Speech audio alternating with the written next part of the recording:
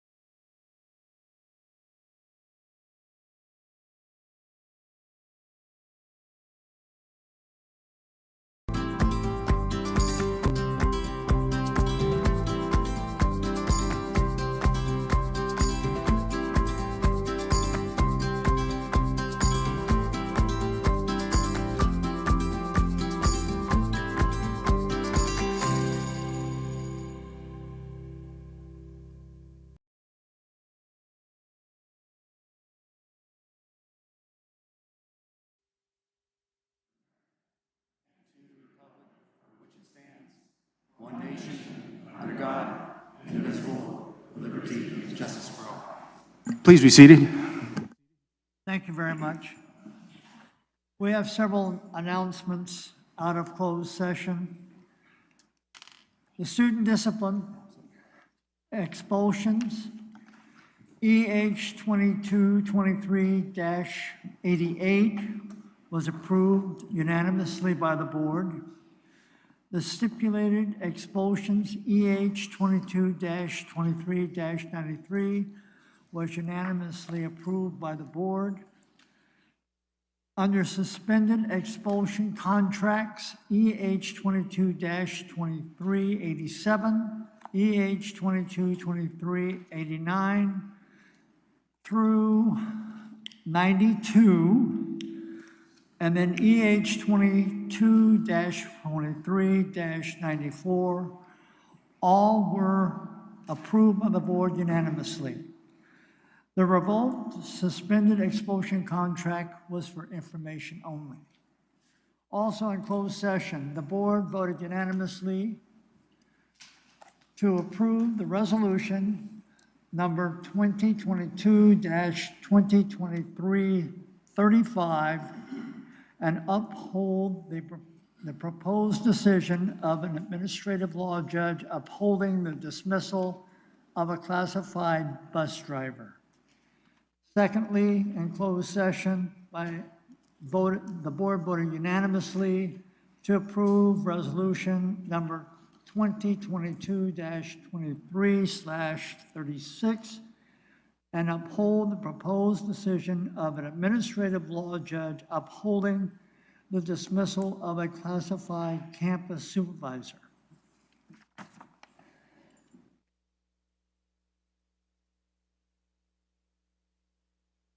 Now we have comments from the board. Mr. Steeman. Well, I'd just like to congratulate everybody on a successful end to the school year. It's been an interesting one. And I would like to say, week before last, during all the graduation celebrations, I was lucky enough to be a part of a few of those at Foothill and the high schools, and it really was a real honor. It was a fabulous time. And those schools really show the great leadership that we have in this district. Yeah, it was a great time. Thank you. Thank you. Dr. Yang?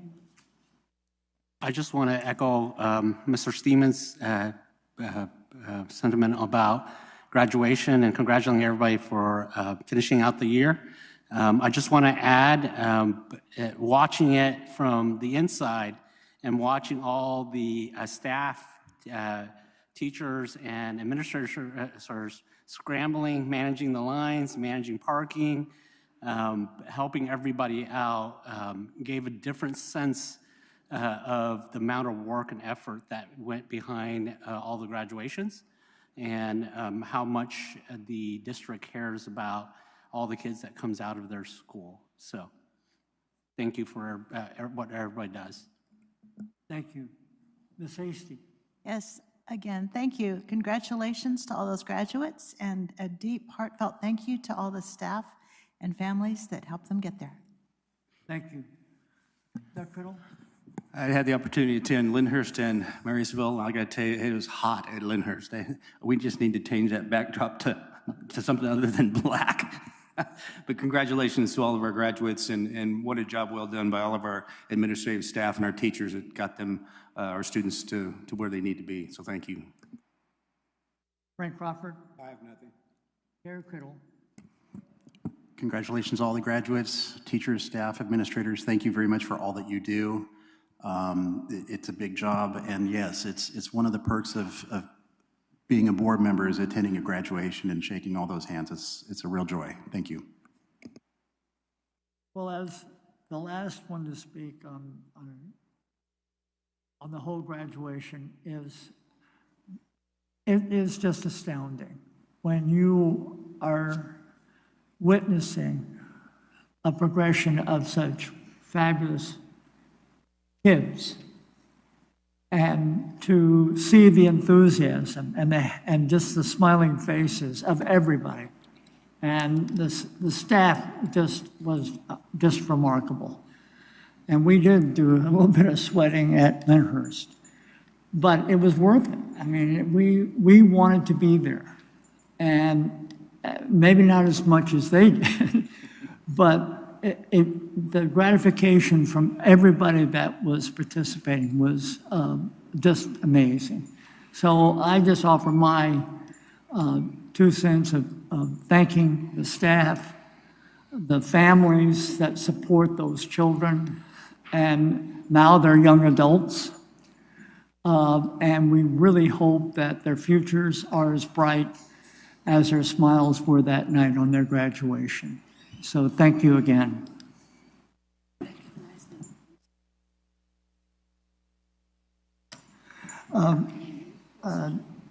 Val, would you like to introduce some folks?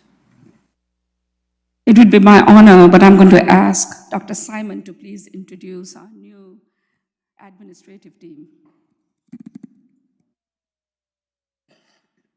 You're in a new administrative assignment or new to our district and administration, please come up. We'll introduce you to the audience. You just line up right here, side by side.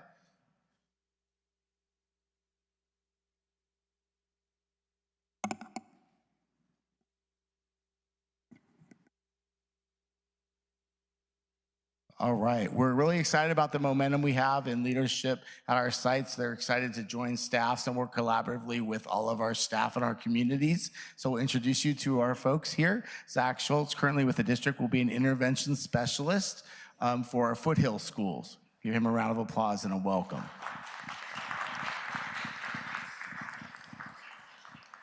James Lohman, currently with the district, is transitioning to Director of Community Partnerships, Adult Education, and Middle College Academy.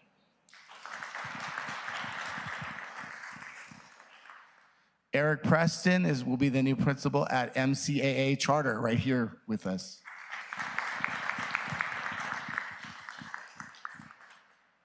Melissa White will be the principal at Cordova Browns Valley.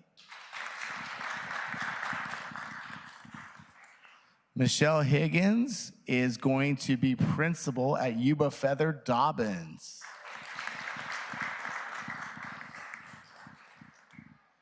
Karen Dow is transitioning to the principalship at Covalad Elementary School. Welcome. Troy Hain is moving from assistant principal to the principal position at McKinney Intermediate School. Patrick O'Brien comes to us outside of the district, just down the way in Oroville, lives in our Marysville community, and will be joining us as principal of Linda Elementary School. Welcome, Pat. Joe Seiler is taking on a new adventure from McKinney and hopping over to join the elementary ranks at our Boga Elementary. And Dr. Merrill Grant is joining us as our leader of Lyndhurst High School. Welcome, Merrill.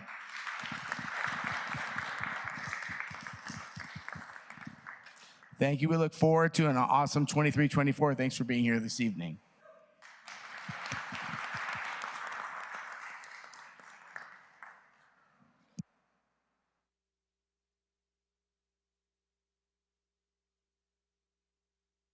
Now we have opportunity for employee organizations to address the board. Ms. Stiegel?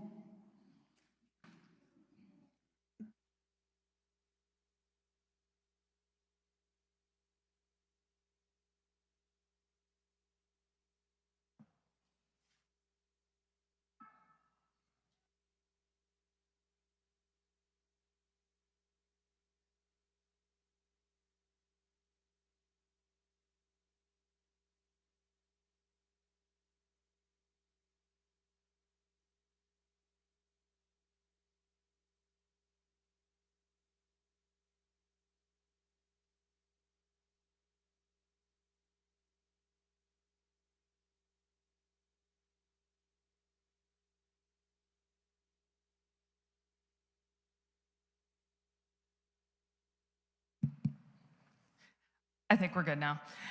So good evening to the board, to those of us that are in the room and those of us that are joining virtually.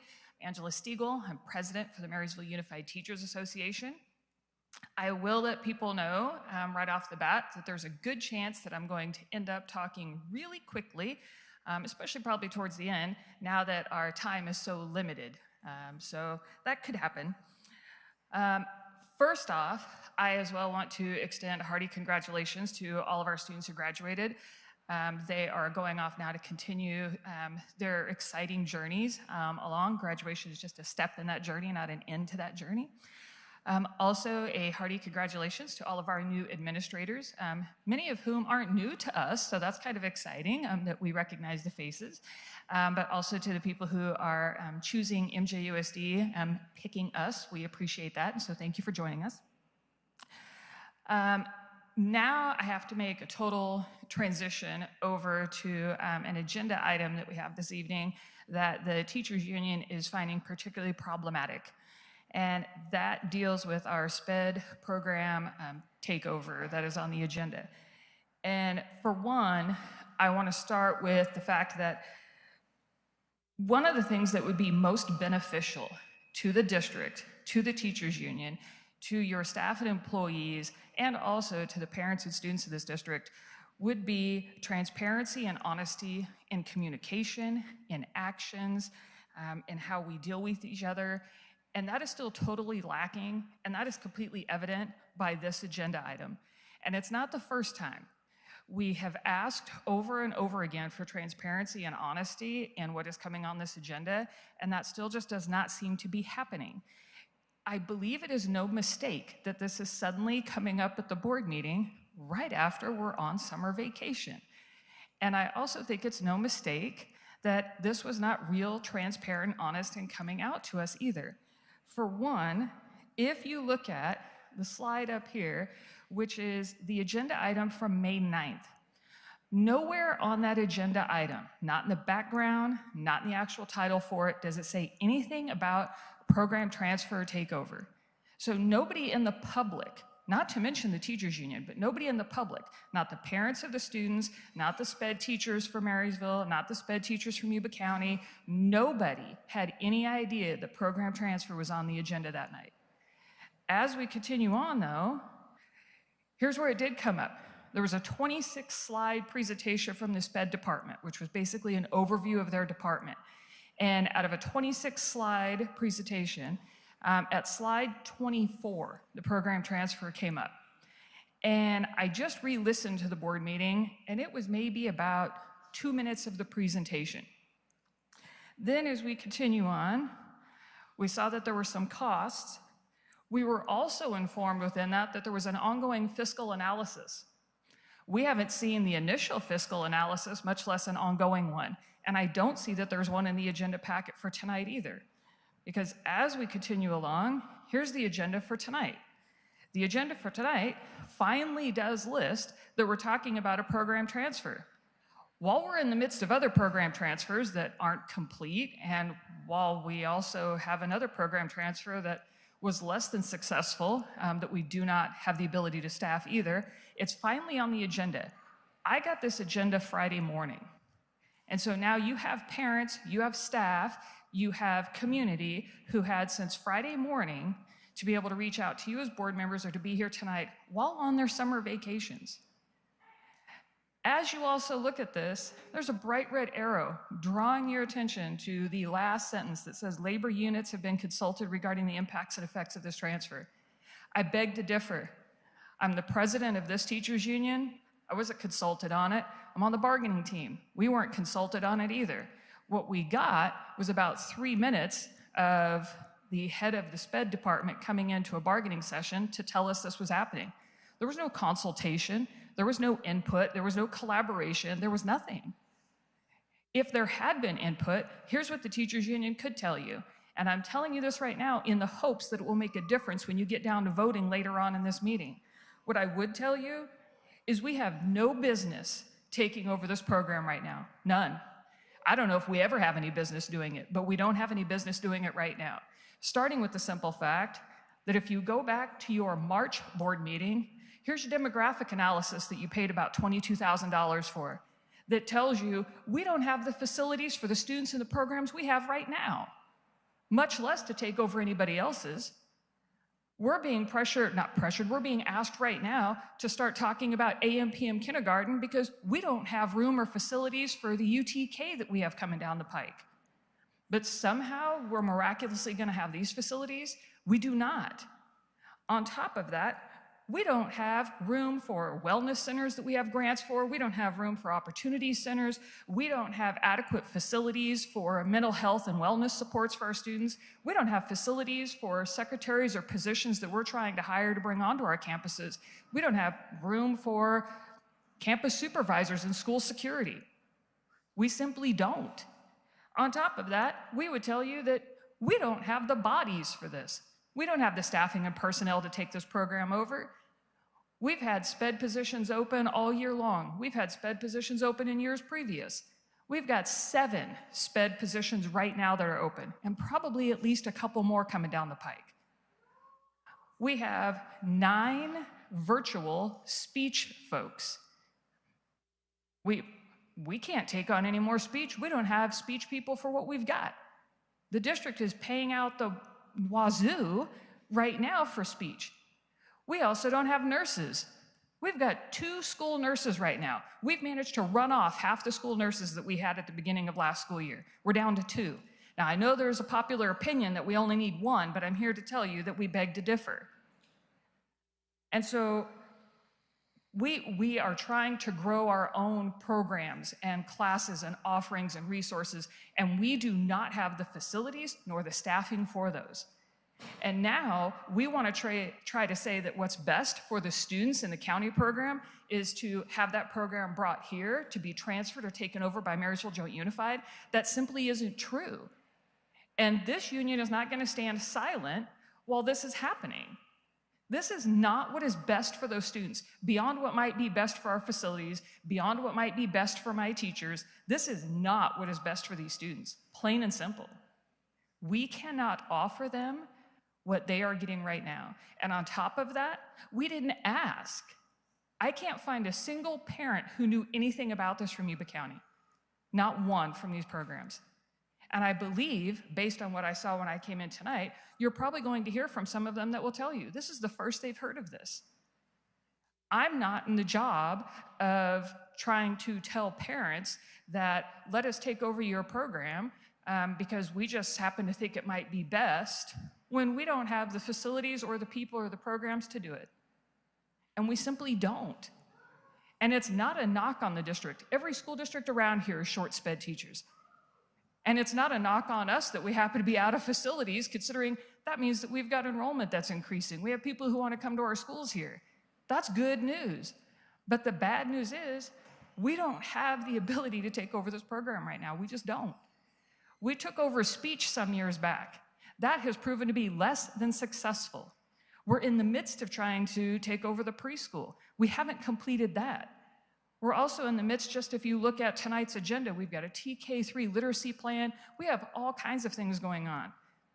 This isn't what we need to be doing. And we need to listen to the parents of these students, and we need to listen to the current teachers of these students, and we need to maybe, instead of doing something that supposedly might save us a few bucks, which, by the way, I've seen zero proof of. As a matter of fact, it might cost us a bit more. But we need to listen to these people. And we need to listen to the parents and the current teachers.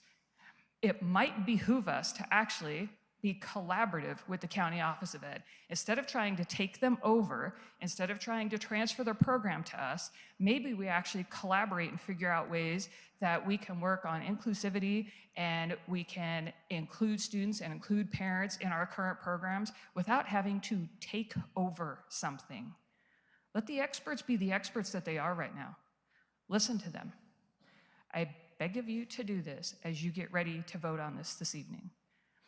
Additionally, it would be really quite nice if we could do away with whole time limit thing. The idea that the teachers union will now have as retaliation for union activities only 90 minutes in a school year to talk to the school board seems problematic at best. Thank you.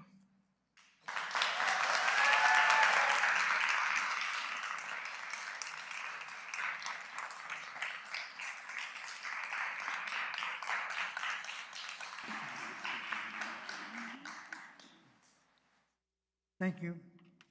Operating Engineers Local Union number 3. California School Employees Associations number 326 and 648. Association of Management and Confidential Employees. Supervisory Union.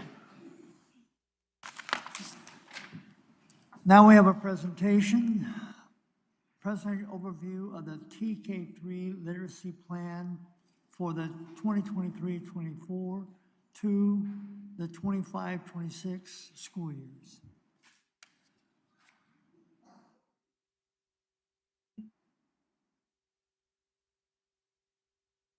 Any other members out there that worked on the literacy plan with us, if you'd come on up,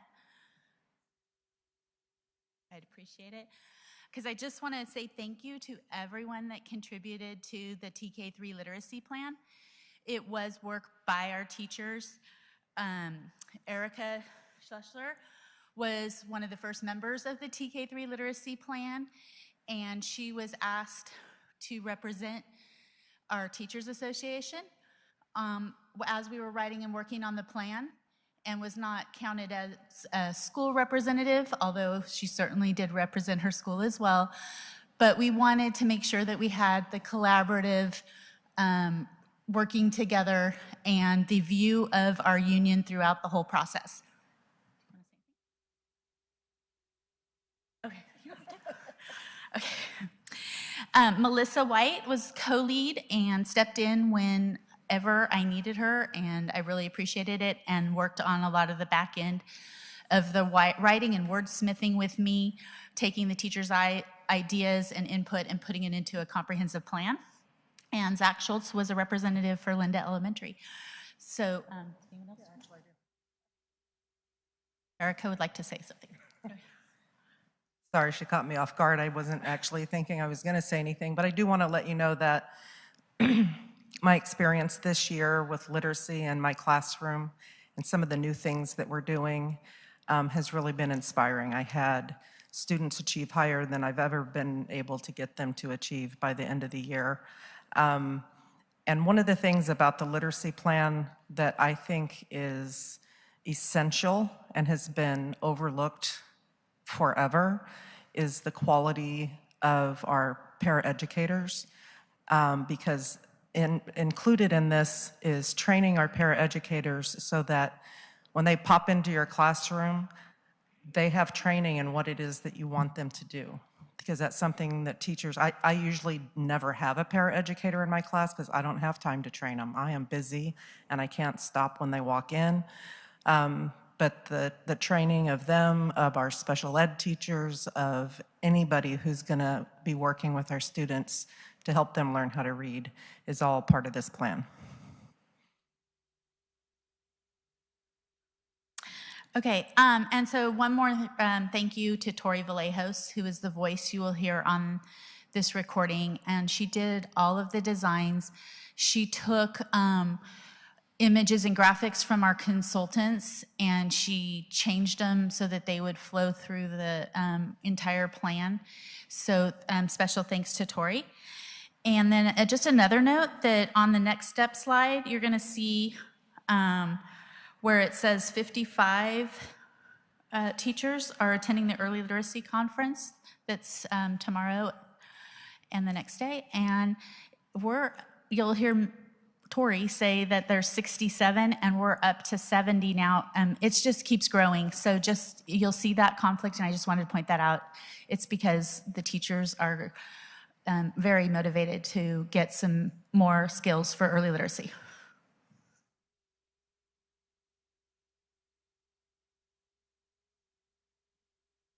Good evening, Board of Trustees, Dr. Israni, members of Cabinet, and audience. I am Lori Guy, the Director of Data and Student Improvement. Today, I am proud to present to you MJUSD's TK3 Literacy Plan. This plan is the foundation for achieving our goal to ensure all students graduate high school with the skills needed for college and career readiness. Literacy is the foundation of everything in the TK12 system. Later today, you will be hearing about the MJUSD Graduate Profile. You will learn that the TK3 Literacy Plan is the beginning of the roadmap, described as the building blocks to literacy, unifying our message around our collective work together to prepare college and career-ready graduates. This plan reflects the hard work of the committee over this school year. The commitment from the committee included completing sessions on structured literacy, which laid the foundation for the committee to understand and guide the vision, goals, and action items for the literacy plan. The committee was strategically composed with a majority of teachers representing each elementary site in our district. Representation from each grade level was also considered when establishing the committee. Site representatives were given time after each session to report back to their sites and seek input during the various stages of the plan. The plan is based on the literacy landscape, which covers the who, all students, what, comprehensive reading process, why, science of reading, and how, structured literacy of the plan. The overall goal of the plan is to increase the number of students reading at grade level by 5% each year, or until all third grade students are reading at grade level as measured by the district's TK12 reading assessment, also known as the Universal Screener, that is given at the beginning and end of the year to measure annual growth. The plan includes 4 categories or pillars. Each pillar represents a key area of our plan. Each of these areas have been developed with a vision statement and goals followed by action steps for each goal. The first pillar is high quality instruction. This section talks about the need to design high-quality, engaging instruction based on the comprehensive reading process and supports every student to attain the state literacy standards: reading, writing, speaking, and listening. Goals for Pillar 1 include instruction, curriculum, and a tiered support system. This graphic will become interactive and include links to Tier 1, Tier 2, and Tier 3 resources and materials, which will be developed over the next year. The second pillar is assessment to guide instruction. In this section, the goals include developing and scheduling district-wide assessments, using the results to monitor student reading achievement, to guide collaboration, and practices our schools use with data to answer the 4 professional learning communities' guiding questions. The third pillar addresses high-quality professional development. In this pillar, we identify the need for job-embedded professional development for all staff through collaboration and coaching practices. Professional development for all and peer coaching were 2 areas teachers continuously expressed high interest for implementation. The fourth and final pillar is family and community engagement. In this pillar, the goals are to develop and promote literacy through community events, celebrate student achievement, and provide parent workshops, training opportunities, and increase family involvement. On this slide, we show you a sample of the action items for each goal under each of the 4 pillars previously described. In this example, you see the plan clearly laid out for years 0 through 3. 2022 to 2023 is year 0. Highlights of year 0 accomplishments are represented here, and next year the literacy plan report to the board will include year 1, 2023 to 2024 accomplishments. Next year, the committee will form subcommittees, and along with the literacy coaches will develop resources and tools to be linked to our document.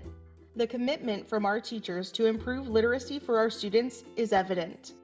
Currently, over 67 teachers have indicated they will attend the California Early Literacy 2-day conference on June 14th and 15th. In conclusion, there are several more sections, including definitions, action plans, and graduate profile documents linked to the literacy plan.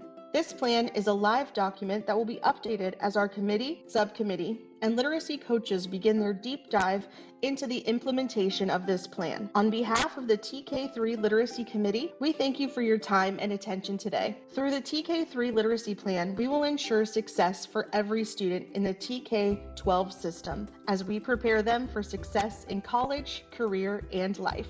For any questions, please contact Lori Guy.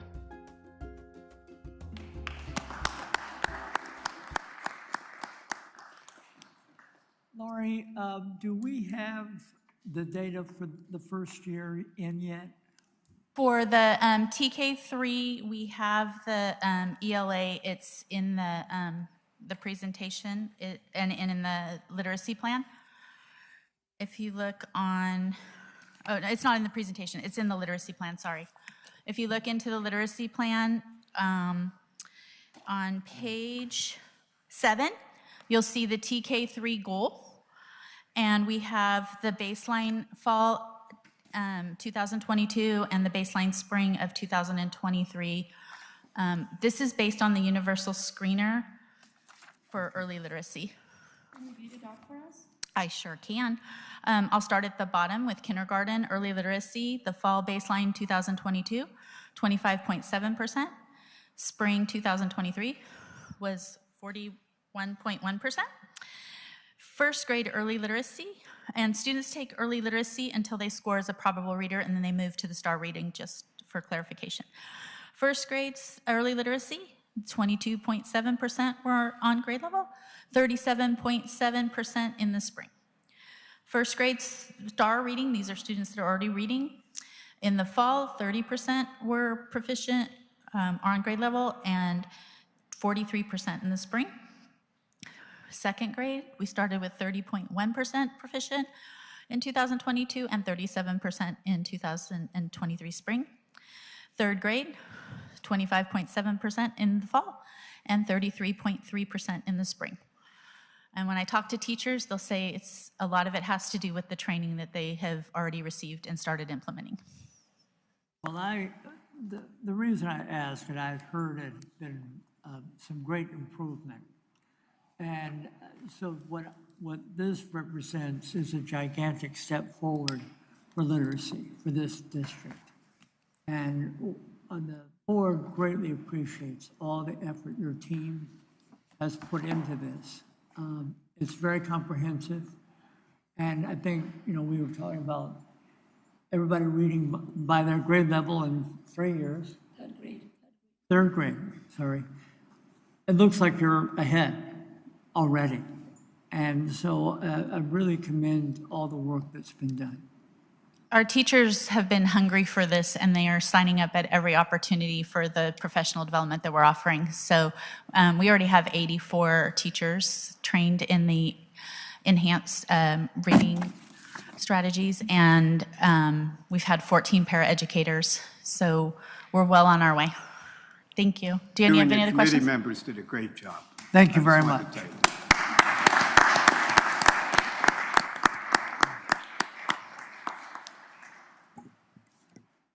Now we have reports from the various departments of business services. Jennifer? Good evening. I don't have a report this evening. Thank you. Thank you. Education services, Jay? Yes, sir. I just wanted to similarly congratulate the school staff, administrators, students, and obviously our parents for a successful year. We also wanted to thank the board for their leadership and support extended to us and Ed Services. We feel like we've made some great improvements this year, many of which you've heard throughout the year. And I also wanted to wish success to all of our students in summer school at the two comprehensive high schools, Edgewater and Cedar Lane. Thank you very much. Personnel Services, Dr. Simon. Thank you. Good evening. It was great to attend some promotion and graduations at the different schools, the secondary schools. We are in the middle of our hiring for a variety of certificated and classified positions. And we have tentative agreements with pending board approval with 2 of our 4 labor partners, and we're excited to get together with the rest of our represented and unrepresented groups and come to agreement and close out 22-23. Thank you very much. Dr. Asrani? Oh, sorry. Brian, That's sorry. okay. I just want to say it was my first chance to actually be able to sit up on the stage for graduation ceremonies and promotion ceremonies. I really, really enjoyed that. Like Mr. Trujillo said, summer school is off and running.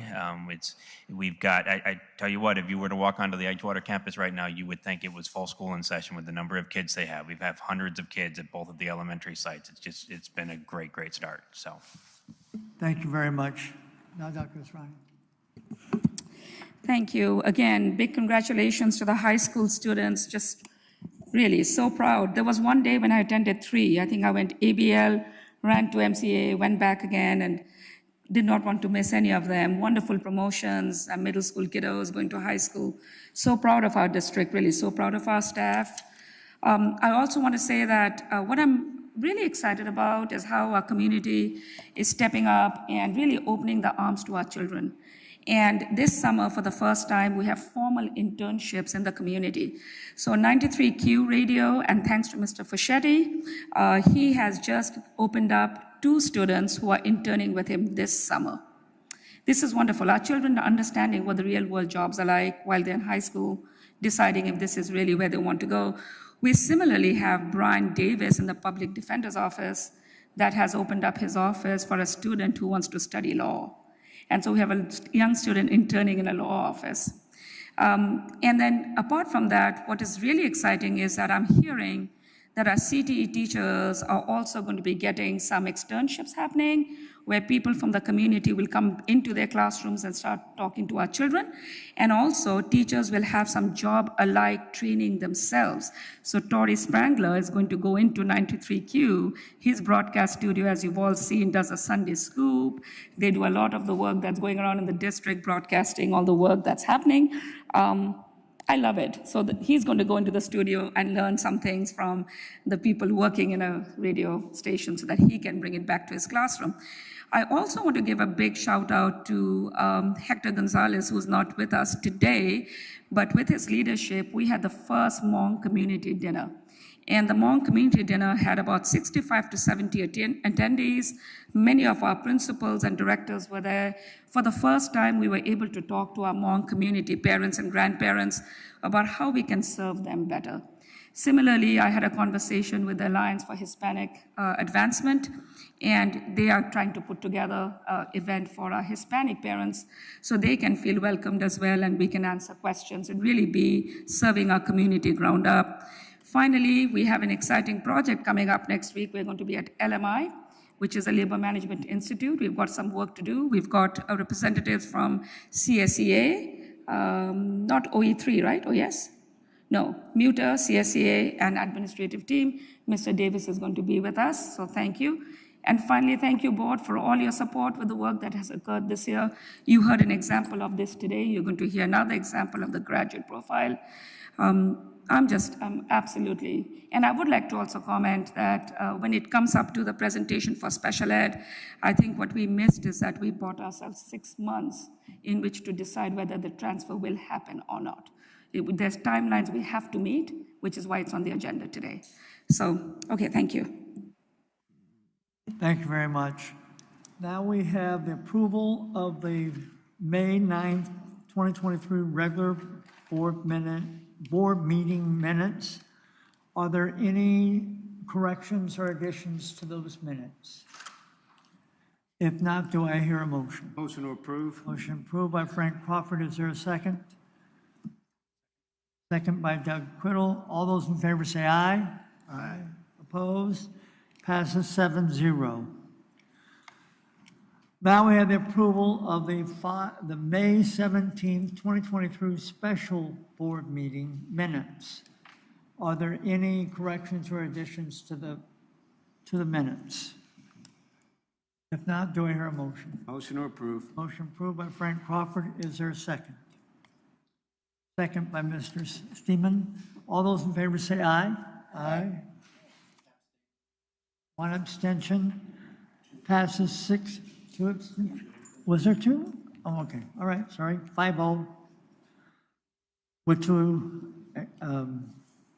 abstentions. We don't do that very often.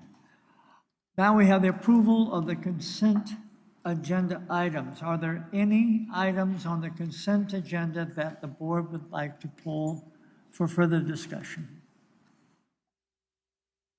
If not, do I hear a motion? Motion to approve. Motion approved by Frank Crawford. Is there a second? Second by Ms. Hasty. All those in favor say aye. Aye. Opposed? Passes 7-0. Now we're to the new agenda items.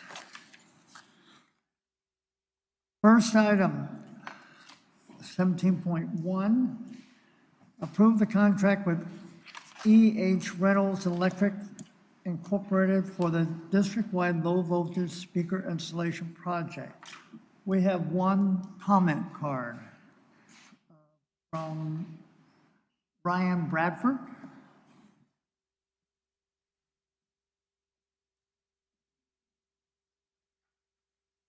I have one of these for everybody if they want them, just what I'm going to say, but.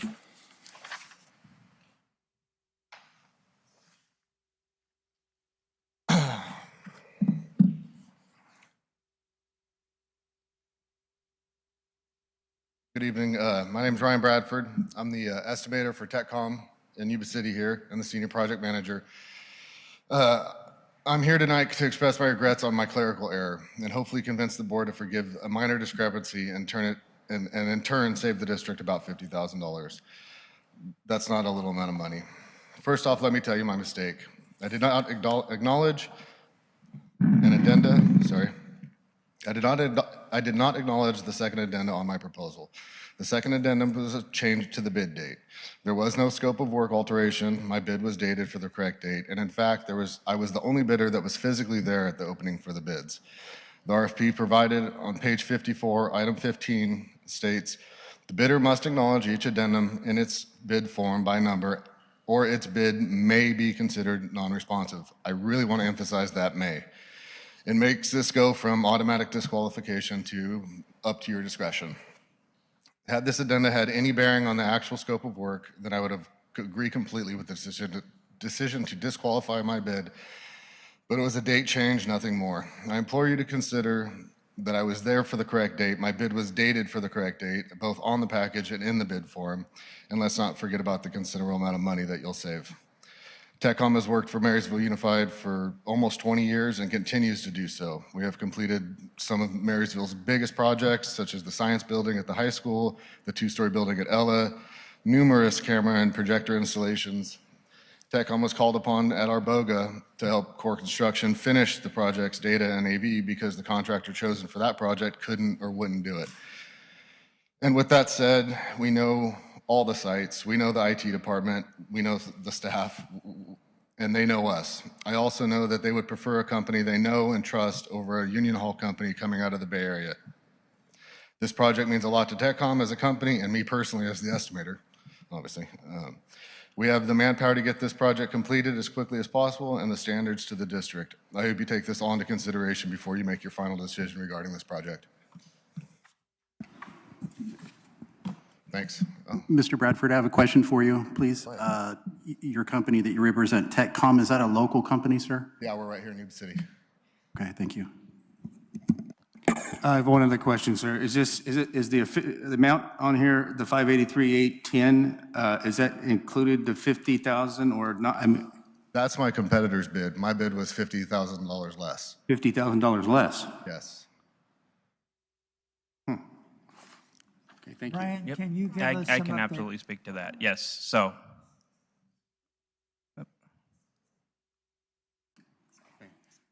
All right, excuse, thank you. Thank you. yes, so I can speak to that. We have done a lot of work with TechCom in the past. They do very good work for us. We also are very, very aware at all times that we do not want to even have the appearance of impropriety. That's a big, big thing for us. We are always going to be above board. And in this particular case, unfortunately, as Mr. Bradford said, there was a clerical error. They were the only one who had such an error. And in this case, unfortunately for TechCom, we did disqualify that bid because we did not want even the appearance of impropriety to say we're going to allow something that we wouldn't allow to others because we have never used the may. It's always been a disqualification for any bid, not just for me, but anything we do. And so even the idea that there would be even an appearance of impropriety is not something that we wanted to risk. It is going to cost us a little bit more, but CH Rental, I did my research on them. They are very qualified. They do very good work.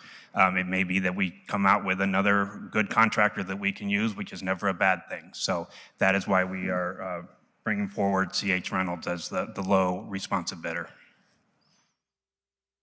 Are there any other questions for Brian? If not, do I hear a motion? Motion to approve. Approved by Frank Crawford. Is there a second?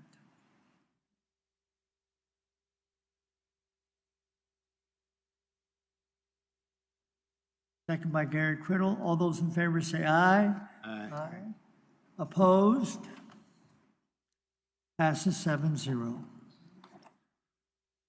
Now we are at 18.1, presentation and first read of the Local Control and Accountability Plan, LCAP, and the LCFF budget overview for parents, annual update for the Marysville Joint Unified School District.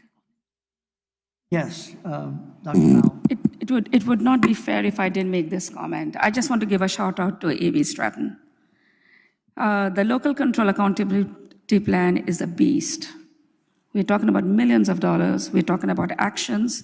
We're talking about meetings that she's held at school sites, every school site at the school site council meetings, meetings with the community online, meeting with parent groups, presenting to the superintendent advisory groups. She's left no stone unturned, and she pretty much carries this on her own. So I just wanted to make sure everybody hears me applauding her leadership in this. Thank you, Amy. Thank you, Amy. So tonight, we're going to learn a little bit about the LCAP. For those of you that are new to us, this is a 2-board meeting endeavor. Tonight is the first presentation. It will be open to public comment after tonight, and then our next board meeting, we do the final adoption. So with that being said,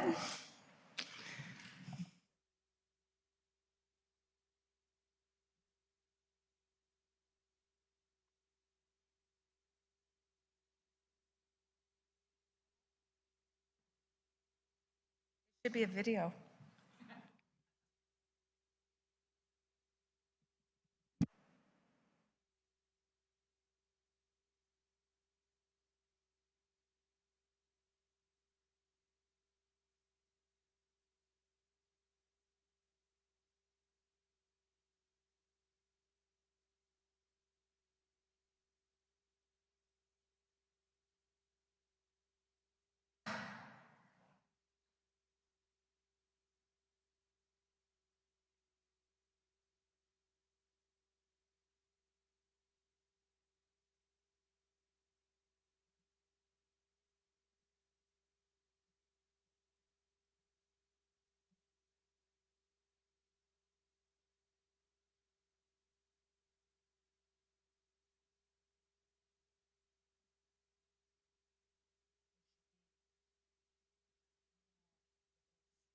Can I log into my account? I'll just log into my account, play it from there.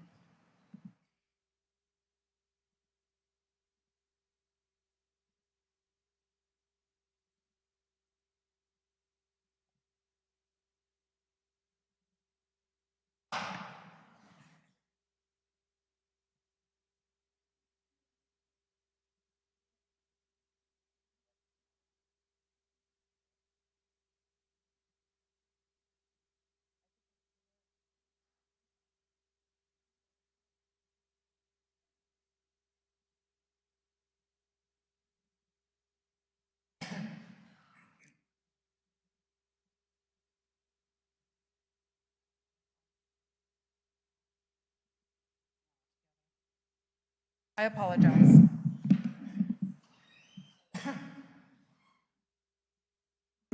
We're having a technical difficulty.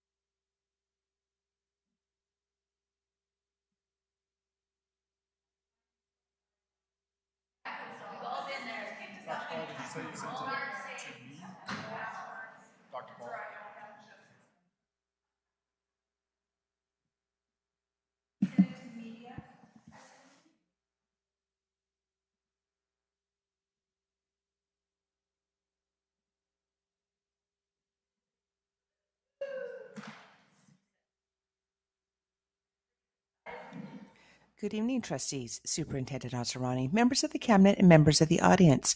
I am Amy Stratton, Director of Curriculum Assessment and Accountability. Tonight you will hear information on the Marysville Joint Unified School District LCAP for the 23-24 school year. MJUSD employs over 1,300 people, which support student attendance for over 75 square miles and educates just over 10,000 students in TK through 12th grade, with approximately 500 students in the preschool programs. MCAA is a district-sponsored charter and, as required by law, will submit their own LCAP. The Local Control and Accountability Plan sets goals and actions to improve student outcomes. District LCAPs must be built around 8 priority areas identified by the California Department of Education. The 8 priorities are grouped under 3 overarching focus areas: conditions of learning, engagement, and student outcome. MJUSD LCAP has 6 goals aligned to the 8 state priority areas. Goal 1 addresses academic performance. Goal 2, student and staff safety. Goal 3, college and career readiness.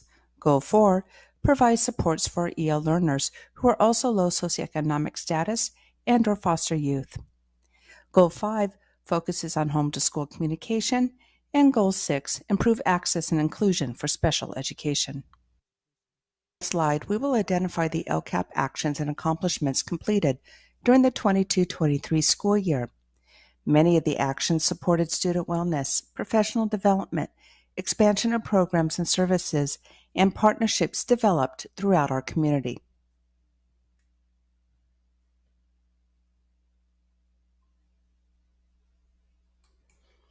On the next few slides, we will focus on the budget overview for parents, which is an important part of the LCAP.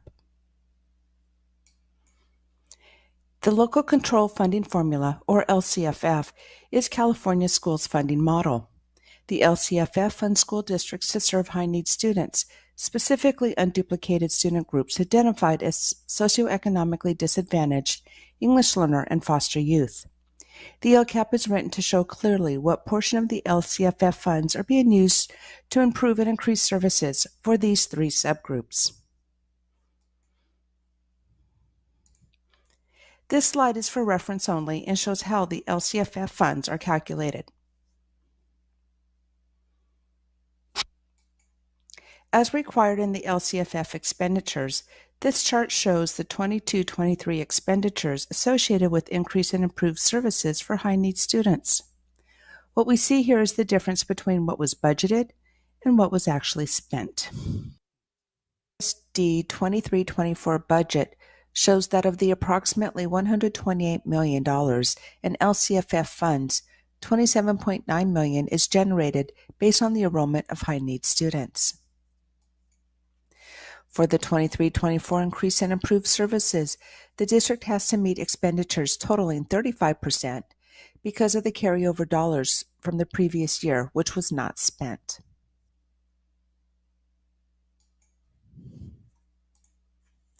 Therefore, the budgeted expenditures for 23-24 LCAP shows that we have allocated $34.5 million for improved and increased services for foster youth, English learners, and low socioeconomic status students.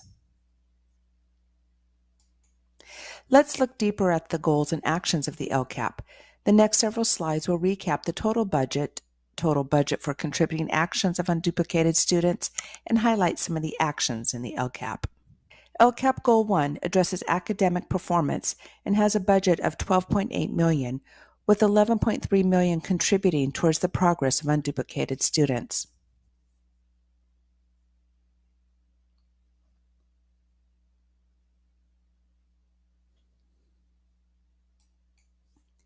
On this slide, we see the increased funds allocated to Goal 1 in the 23-24 school year to meet the LCAP target. Actions have been clearly written. Goal 2 addresses school safety and environment and has budgeted $17.7 million, with $16.8 million contributing towards the progress of unduplicated students.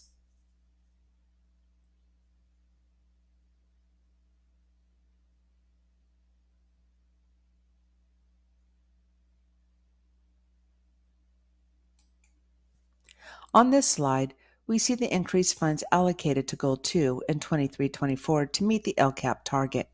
Actions have been clearly written.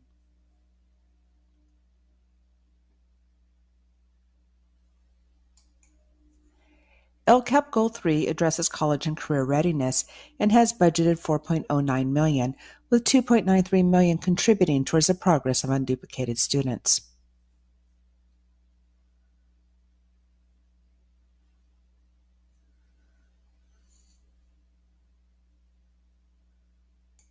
On this slide, we see the increased funds allocated to Goal 3 in 23-24 to meet the LCAP target. Actions have been clearly written.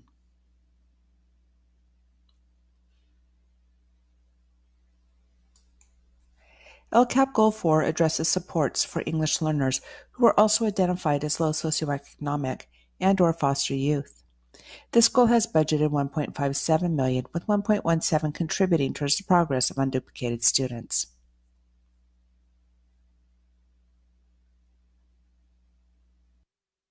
We see the funds allocated to Goal 4 in 23-24 are less than the previous year.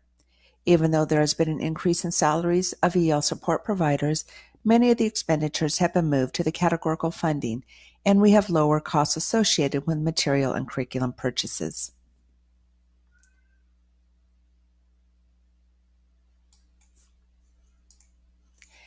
LCAP Goal 5 addresses home-to-school communication and building school culture through meaningful relationships. This goal has been budgeted $2.35 million, with $2.2 contributing towards the progress of unduplicated students.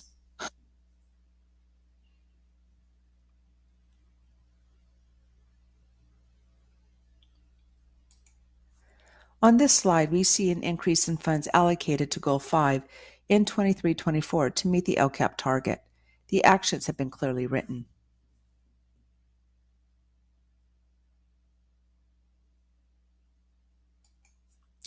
LCAP Goal 6 addresses access for special education and has budgeted $3.2 million.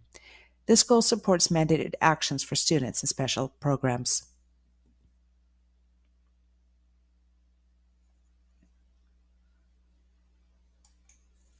On this slide, we see the increased funds allocated to Goal 6 in 23-24 to meet the LCAP target.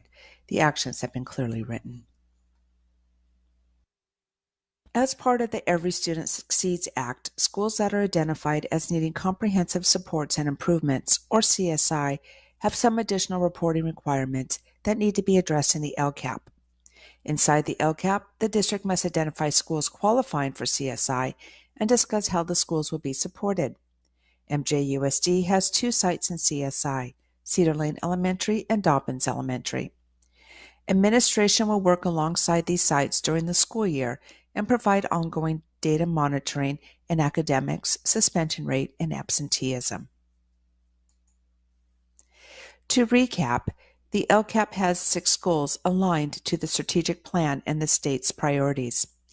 Annually, all LEAs must meet the percentage identified by the state for increased and improved services. Our target is 35.05%, which includes carryover from the previous year.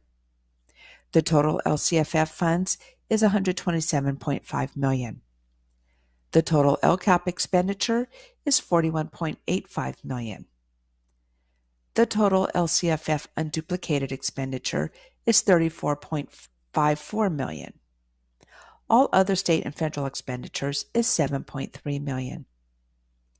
Therefore, MJUSD has met our obligation of 35.05%. I would like to thank the board and the community for taking time to listen to the presentation. Thanks to the participating members who have provided guidance and feedback to the development of the LCAP through multiple meetings and community forums. If you have any questions or comments on the LCAP, a link will be available on the district webpage.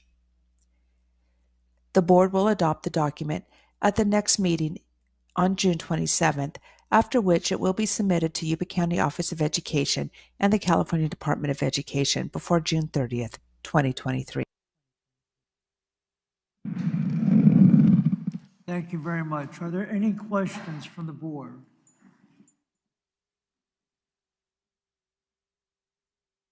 That's a lot to digest. Thank you very much for your presentation. Thank you. Now we're at 18.2, presentation and first read of the 2023-24 Local Control and Accountability Plan, LCAP, and the LCFF Budget Overview for Parents Annual Update for the Marysville Charter Academy for the Arts. Hello and good evening. It's my pleasure to present to you highlights from our budget overview for parents and an overview of the local control of accountability plan for the Charter Academy. The video I'm showing you tonight, I prepared for our educational partners, our parents, our students, our staff, so they have a quick view to access the actions that we're taking in the LCAP to meet our goals. MCA is presenting this LCAP tonight, just as Amy mentioned earlier, as an informational first read item. We are accepting feedback for the next 2 weeks on this document, which I will return on June 27th to ask for your final approval. For folks that would like to review our document and provide feedback, our website is charter.mjusd.com, and there is a big giant LCAP button on the front, and it'll give you access to the document and ways to give feedback, so I can include that in our next draft. Thank you. Video.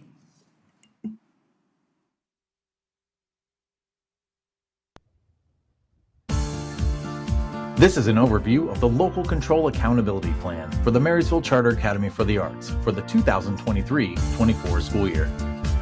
In an overview of the budget, projected local control funding formula revenues include over $4.1 million, of which over $413,000 is supplemental dollars, $70,000 is state funds, almost $13,000 is from local revenue, and approximately $80,000 is federal money. In the 2022-23 school year, MCAA budgeted $642,699 and spent all LCAP funds targeted for services and improvements at MCAA. MCAA has had a successful 2022-23 school year And here are some of the things our school has accomplished. We were named Exemplary Arts Demonstration Site by the California Department of Education. ELA scores 10% above the state average. Science scores 10% above the state average. 50 Scholastic Art Awards, 3 of which were American Vision Awards. 26 Creative Writing Awards, Poetry Out Loud winners, Rotary and Lions Club speech winners, award-winning band, Congressional Art Competition winner, and 2 students were selected for the Kingsley Art exhibit at the Crocker Art Museum. Identified needs from educational partner feedback indicate that our school plan should include the following priorities: tutoring and interventions, social and emotional supports, professional development, facilities and additional classrooms, support for the arts, and support for student activities. Our first LCAP goal is to provide learning opportunities that result in increased academic achievement and ensure quality classroom instruction for all students, including support systems which meet the needs of targeted populations. Some actions we are taking to support this goal are buying classroom supplies and equipment, PD for teachers, after-school tutoring, para-educator support, staff mentoring program, teacher on special assignment blocks, PLC collaboration time, an intervention block, student mentoring program, 8-block schedule, maintain 1-to-1 Chromebooks, hire a math teacher, and provide EL supports. Our second LCAP goal is to continue to support the visual and performing arts in order to engage students, expand artistic and academic opportunities, and develop career-related skills. Some of the actions we are taking to support this goal are maintain and expand the arts, supplies for video, photo, painting, and drawing, purchase new musical instruments, fund an orchestra teacher, instrument repair and maintenance, invest in CTE and career pathways, fund a dance teacher, productions and events, support our dance program, PE program, creative writing program, and drama program. Our third LCAP goal is to support students' health and well-being through social-emotional curriculum, personnel, and other actions. Some of the actions we are taking to support this goal are anti-bullying education, social-emotional learning for staff and students, social-emotional curriculum, guest speakers and field trips, support for our school clubs and activities, and fund 2 outreach consultants. This video and the entire LCAP document can be found on our website, charter.mjusd.com. Thanks for watching. Thank you very much. Are there any questions for Mr. Lohman? Well, I was impressed with your WASC, where a bunch of what you're proposing were mentioned, and I'm glad to see you've taken action in the 23-24. So really appreciate everything you've done there. Thank you, sir. Thank you. All right, see you in 2 weeks. Thank you. Now we're at 18.3, program transfer of Yuba County Office of Education, moderate and severe special education programs, K through 22, to Marysville Joint Unified School District to begin in 2024-25. Do we have a presentation on this?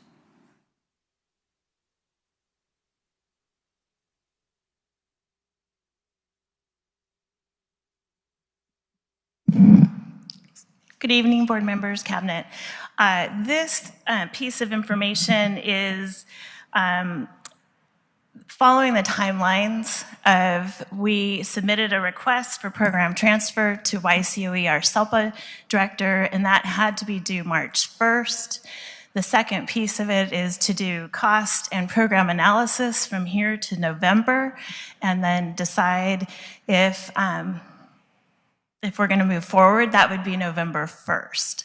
So if you remember, in November and December, we had an independent auditor come and look at both MJUSD special ed programs and YCOE, and then look at costs, program ratios, support, classrooms, facilities.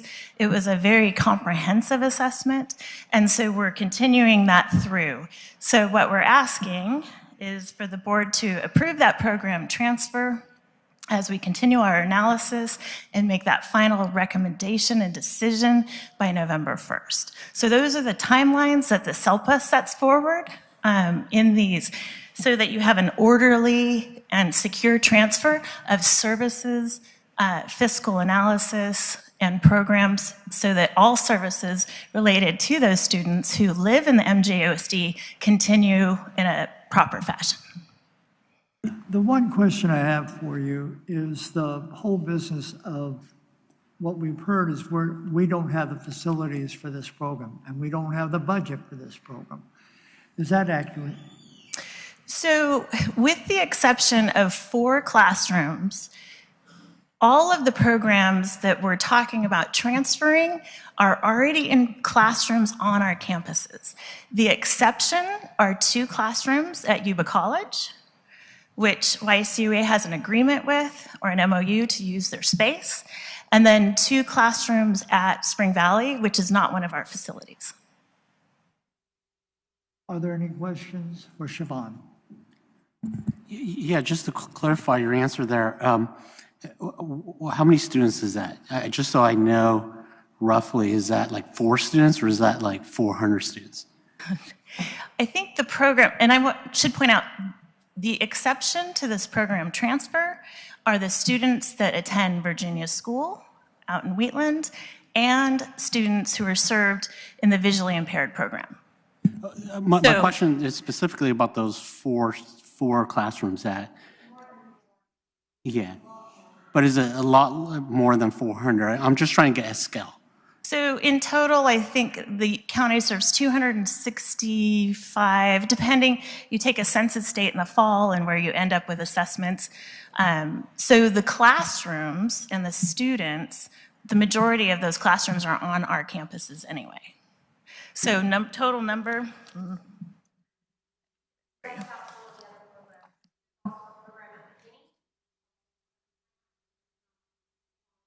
Excuse me, we have a speaker at the podium.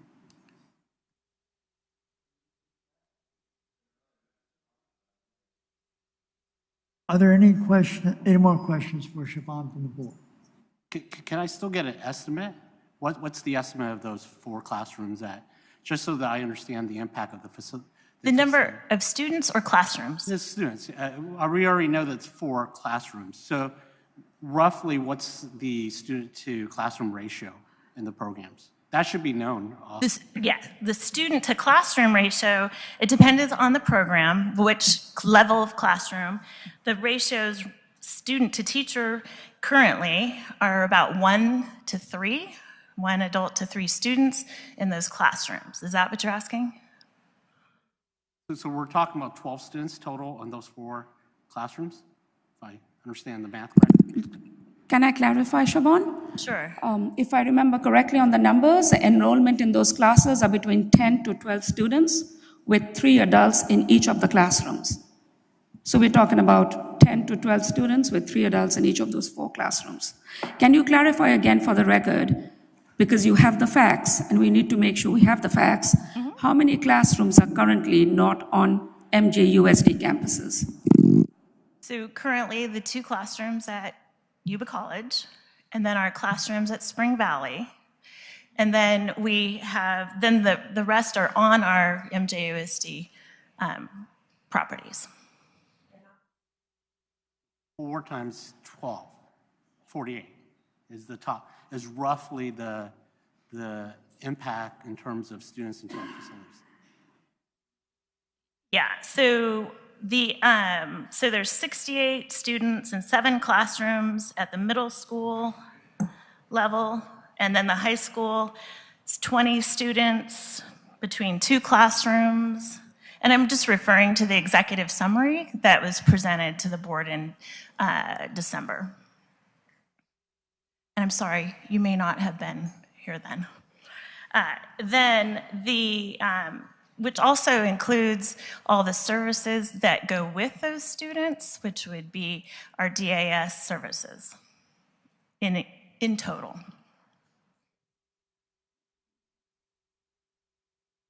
That would be our speech, adaptive PE, occupational therapy, physical therapy Sorry, using acronyms.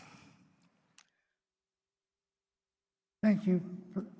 We have a number of comment cards, and if you could stay close, so if there's questions we get in these comments, I appreciate you. Sure. You helping us with that. Yeah, of course. So the first comment card I have is Wendy McDaniel.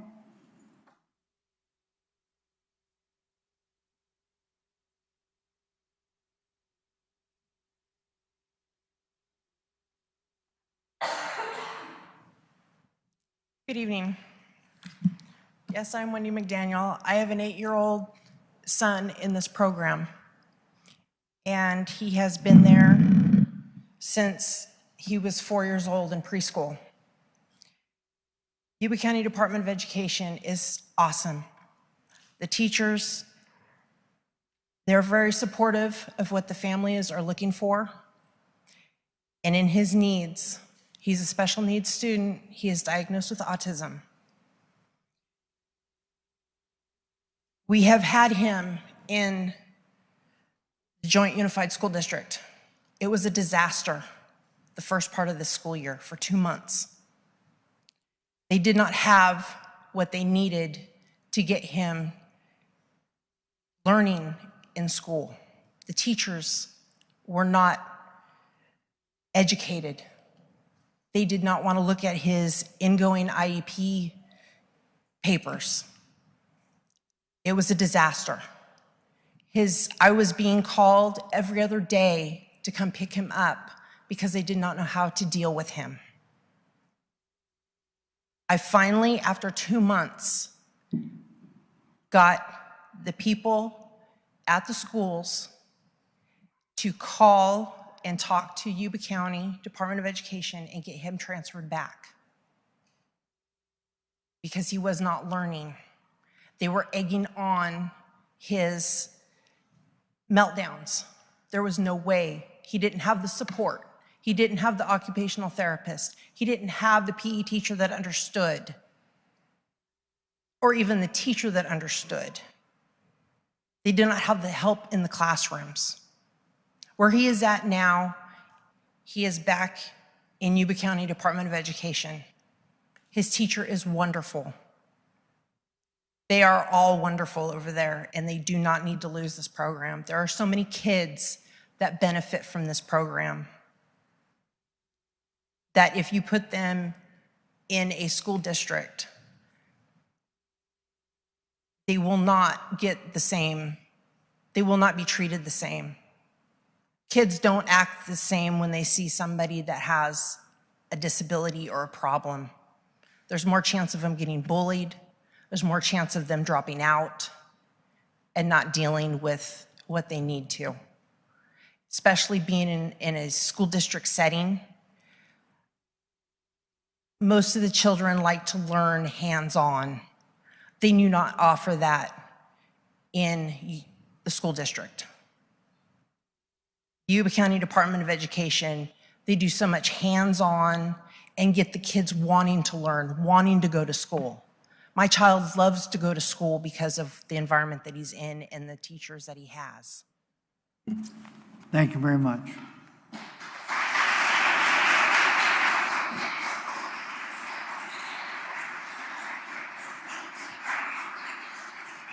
Angela Stiegel.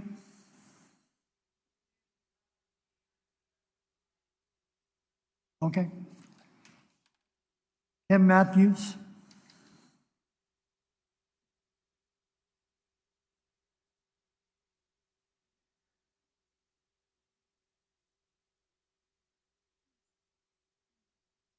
Kim Matthews.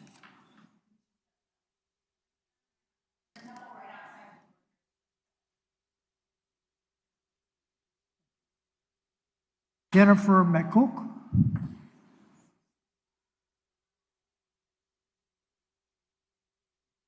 Tammy. Yeah. Oh, okay.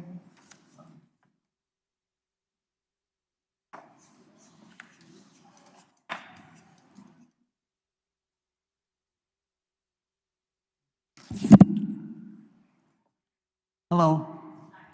I've never been to a board meeting, so this is kind of new. I'm here to speak up against our special education program. I think that you guys should not try to fix something that's not broken. I think we have a really good special ed program, and I think that it saves you guys some money.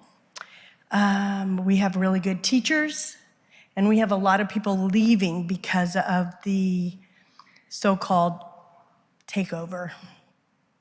All of our therapists, my son does Zoom now. There's not hardly anybody to do a one-on-one with him. Their occupational therapists are leaving. Josh left, and he's been here over 15 years as working with special ed, and he was really good. I've dealt with general ed, and they're not equipped to handle the behaviors that come out of not only my one that's going to go to kindergarten this year, but my 10-year-old that looks like he's 15, and he still can't even wipe his bottom. People have to take time out to go to the bathroom to wipe him. You know, the wipes that it costs, and they do a really good job with trying to teach him. We all try to work together, but he's going to be 11 and he still cannot do it. It takes a village. And Yuba County has been there since day one for myself and my boys. I could drive a school bus, I could drive special ed kids, but I've never had to deal with it 24/7. And when it came to getting my grandkids and adopting them and finding out that he's got autism and behaviors and things like that, I've never really studied it until Miss Tristan. She came in with 2 other people to help me to learn what behaviors to look for and how to do stop signs. You know, Miss O'Brien, which is Miss Huck now, if it hadn't been for her these last 3 years, you know, holding stop signs, sending visuals home for me. You take that away, you add more to your general ed teachers, and there's not enough of them to even go around, to even deal with behaviors and to teach our kids. And I know just by somebody saying, stop this, it can stop, because we really do need our Yuba County teachers and our specialists for our children. And there's a shortage of that even.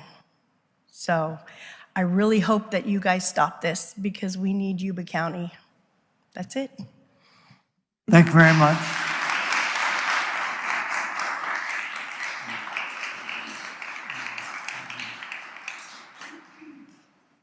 Jennifer McCook.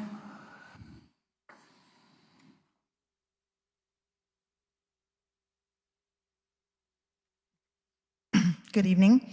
My name is Jennifer McCook, and I am mom to Melanie, who is 13 years old and has Down syndrome. We currently attend Annabelle Carr, and we have been part of Yuba County since January 2020. And I am here tonight to urge the school board to disapprove this transfer request. Frankly, the thought of my daughter going back to Marysville terrifies me. It is hard to fathom that they will be ready to properly provide services for the mod severe students by the 24-25 school year, or frankly, at any time.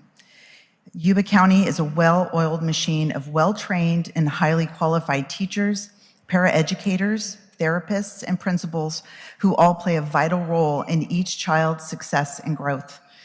It is disturbing to know that at the suggestion of this transfer, already 25% of the certified teachers and speech therapists have left, a sobering statistic given the statewide shortage of teachers and support staff. Unfortunately, Marysville has a reputation for not valuing their teachers, thus I am not optimistic they will be able to adequately staff the classes with qualified special education teachers and support staff. Not only will the district be setting itself up for disaster, it will be the children who will suffer the most. And if federally mandated IEP goals and accommodations are not provided, Marysville is setting itself up for lawsuits. Yuba County serves a singular purpose: to provide the very best environment for learning and growth to a very special group of kids with unique needs. I have to ask myself, why now? Why the big rush?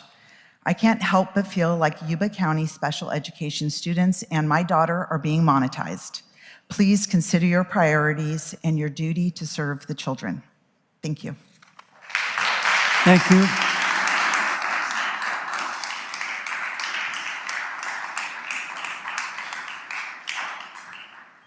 Now, Tammy.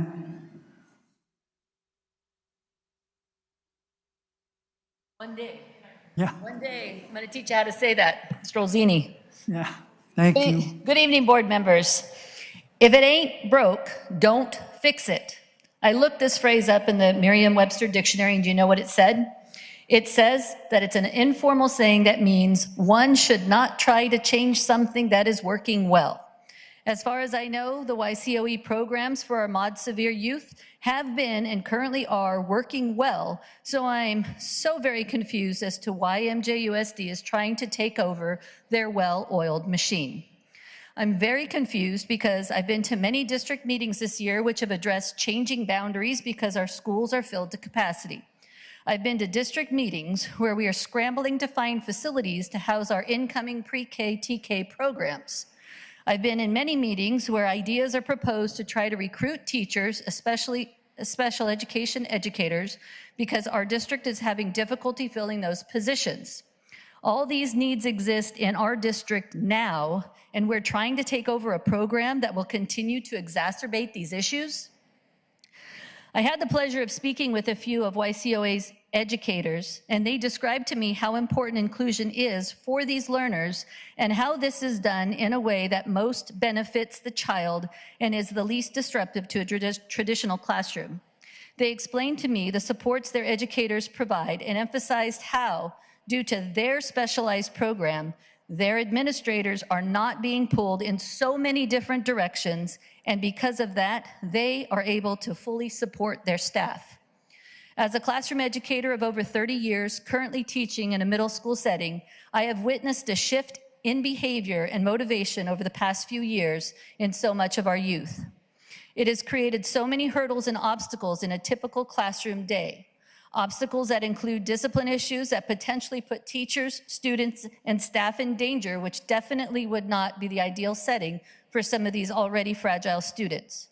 I am concerned that as a general education teacher, if MJUSD takes over this program, the same level of supports that YCOA currently provide would cease to exist, and that our current SPED teachers and even our site administrators, who are already spread so thin, would be expected to oversee and spend so much of their time with this population that there'll be nothing left for our other day-to-day concerns. I am sure that I'd be able to express additional concerns. However, contrary to the document that indicates MUTA had been able to provide input on this issue, I can only remember one instance of Ms. Matthews popping into a bargaining session with just a quick 5 minutes to describe the intent of this program acquisition. We were pressed for time as it was a bargaining session, and so we did not have any opportunity to have an actual conversation about this. If we'd been able to express our concerns, what I would have ended with is that I urge the district to please stop looking only at dollars and cents in the bottom line and to look at the needs of these children and the impacts on the adults that care for and educate them. Thank you.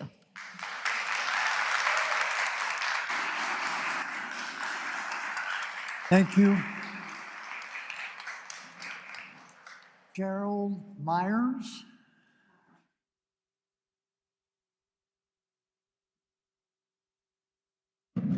My name is Gerard Myers. I have a son, that's okay, sorry. I have a son, Gerard Jr., that's gone through the entire program. This is his first year, going to be his first year out at Yuba College program that was one of the ones you're discussing.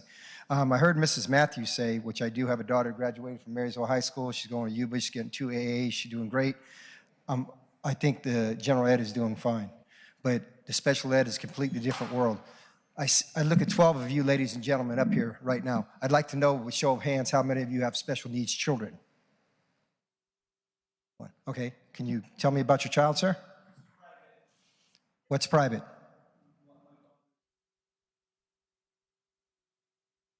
Okay, well, okay, that's fine. Here's the bottom line. This program does not need to be taken over by general ed, okay? I've seen a child of mine go through the general ed. I've seen a child of mine go through special ed. They're completely different worlds.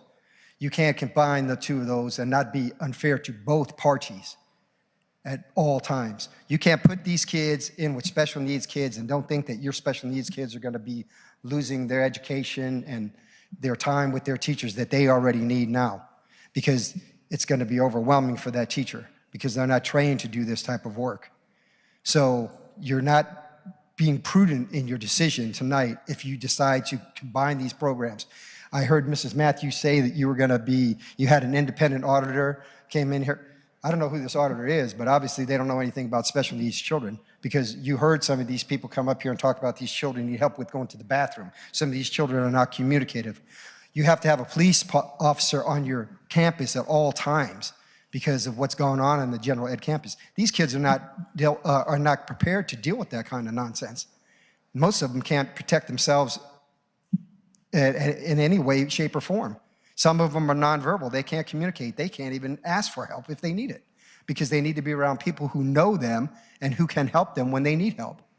So, you know, I think you're making a serious, serious error here by not giving this a way more consideration than you have. And to make this decision at this time would be completely irresponsible by each and every one of you sitting here. I've been a father of a special needs child for 19 years. I'm telling you what, it is not an easy thing to do. And I'm ashamed of my gender, because you know what? Most of these fathers, when they find out they have a special needs kid, they don't have anything to do with them. The women are the ones that wind up holding the bag. And as a man, I can tell you, that's never been the case. I've been with my son since the day he was born, and I'll be with him until the day I die. And I'll tell you something else, that you know what? It's embarrassing that we don't have parents sitting on this board, both from the general ed and the special needs. You should, as board members, you should appoint parents to be here with you from both programs, so you have input from. Your time is up, sir. I'm sorry, but thank you very much.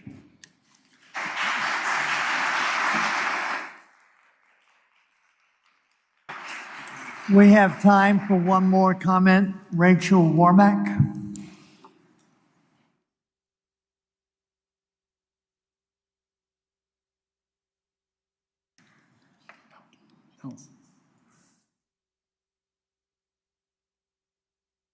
Good evening. My name is Rachel Warmack. I am a YCUE Mod Severe teacher and the Yuba County Certificated Union Vice President.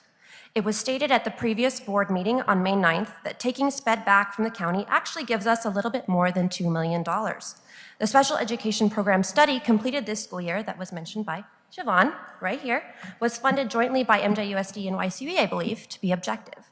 It explicitly states on page 20, transportation costs will be the same regardless of program operator of those SDCs. Again, on page 40 and 47, there will be no change in costs for the MJUSD sites. And given that teachers and paraprofessionals who move with the transfer, there would be no savings, as the salaries would be at least the same. Page 57 and 58, additional costs for supplies, transportation, and personnel cost comparisons for service providers were about as they would be no matter the program operator. The greatest differences in costs are in the number and type of personnel necessary to address the needs in students' IEPs.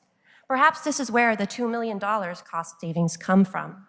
The study stated also on page 59 that the question of the number of paraprofessionals in an SDC classroom themselves will always need to be dependent on the needs of each student. Yes, we have low staff to student ratios, but it's based solely on student need. The students in our classrooms have specially trained staff for severe behavioral needs, safety concerns, sign language interpreting, specialized health and seizure plans, and individual toileting and feeding. With significant teacher and staff shortages statewide, cutting our experienced classroom personnel and trained moderate to severe administrators to save money is short-sighted. This is a concern for all the students currently enrolled in our YCUE Mod Severe programs and the students yet to come who may not be adequately served and their IEP goals and needs upheld due to this rushed and haphazard change. The safety of the students and staff in those classrooms will be at risk. If Marysville Joint Unified is not equipped to address the needs of these children, if staffing is not adequately qualified, if the required services are not provided, MJUSD should be prepared for litigation. Student success and growth will suffer. Something a board member also said stood out to me. We're running a business here.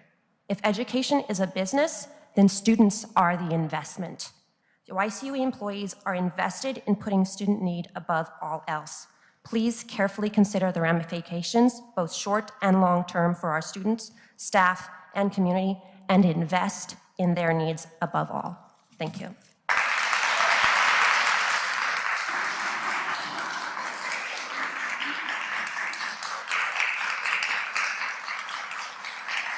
Ms. Matthews, can you address any of those concerns?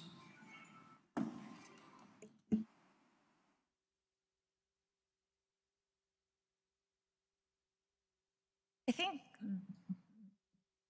the biggest one I would like to address is that this program transfer is a program transfer of moderate to severe, meaning that the students served currently in this program, it's our obligation to serve them in the same fashion, meaning we would never not continue their services or the level of service that they deserve and require by their IEP, meaning, and I know Mr. Myers and I appreciate his point, but we would never push those kids into general education, understanding that the differences and the unique needs of the students. We would do inclusion where it's appropriate and support it as needed, and it's a team decision, but I'd like to clear that up, that this is a moderate to severe program transfer. Please. So that is the first point.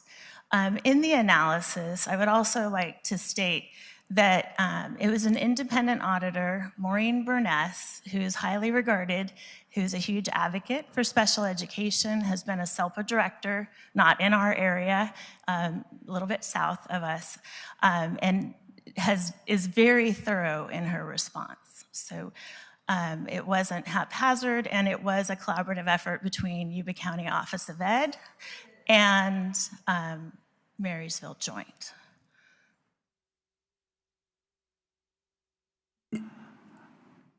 What about the concern about the safety of the children? The safety? So safety and supervision is as a former high school principal, it is the most important thing that we do every day, and we take it incredibly seriously. That goes along with the safety and supervision with all of the children under our care, no matter what their need.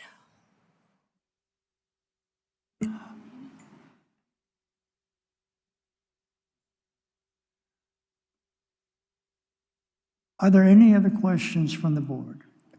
Yeah, I actually have a question, Ms. Matthews. You mentioned earlier that, because I'm really confused right now on some things, listening to what everybody's talking about, and I have some difficulty with the idea of taking a special needs student, the population we're talking about, and putting them into a general ed classroom. And you're saying that case-by-case basis, it would be a group decision.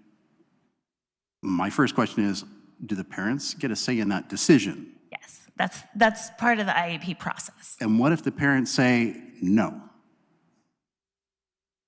What if we have 0 kids from this program get pushed into a general education classroom? This program is a moderate to severe program for students who have specific, unique, moderate to severe needs. So those needs to be are taken into account, meaning if they need a self-contained classroom with support of their providers, adults, paraprofessionals, their certificated staff, that's what they get.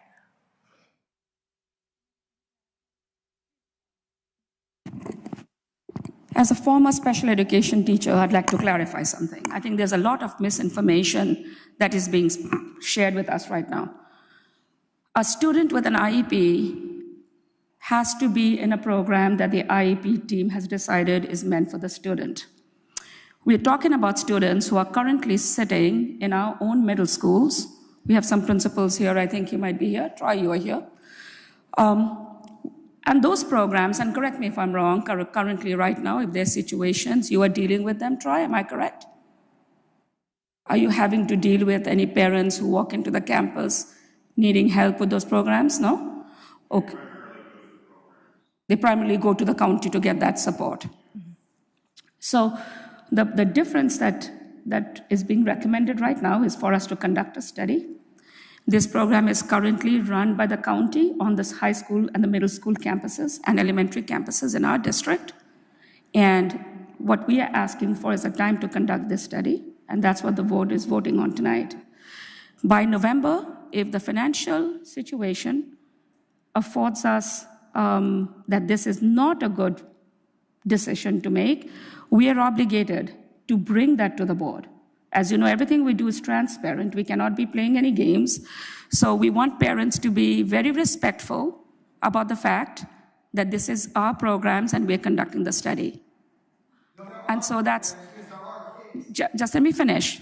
This is MJUSD programs provided by Yuba County Office of Education. We are obligated to conduct the study and determine if it is fiscally and programmatically good for the district to look at it. So we have till November to conduct the study.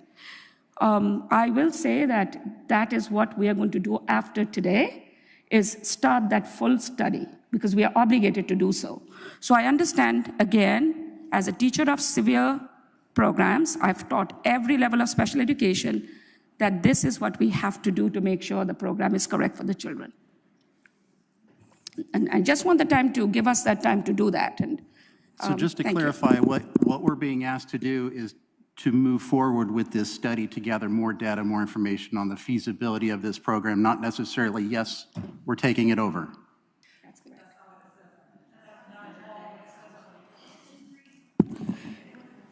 On the second page of the agenda, if you could turn the agenda over, it says very clearly, the application for program transfer was submitted in March to Yuba County. Fiscal analysis will continue until November 2023, when program transfer assurances are due to the Yuba County Superintendent's Council. So at that point, the assurances mean that we will be able to confirm at that time if this is something we should proceed with or not. We have till November. After that, the program stays with the county, or after that, the district says it looks like this is something we can do. So in June now, we've got about a good another 4 months to complete this. And additionally, one more comment. I heard a couple. Thank you, by the way, sir, for being a parent of a special needs child. I'll be honest with you. I couldn't do what you do. I don't know what you go through. If I had a special needs child, I sure as heck would do everything I can as a father to take care of my 3 kids. I'm a parent of students in this district. Well, technically one's already graduated and one's starting next year in kindergarten. I'm also a lifelong community member. But unfortunately, our job as we sit up here, yeah, this is a business. And coming into this job, I wanted to make a difference for our kids. Keep chuckling back there, I know. But the bottom line is, it is a business, and students are our customers. And we have to put students first. Yes, you're right, it is a public service.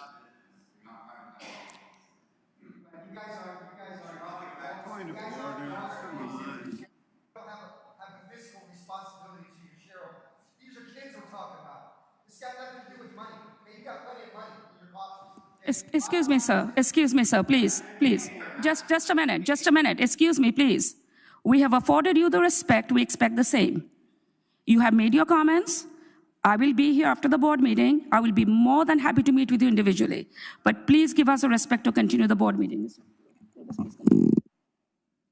So we have one more question.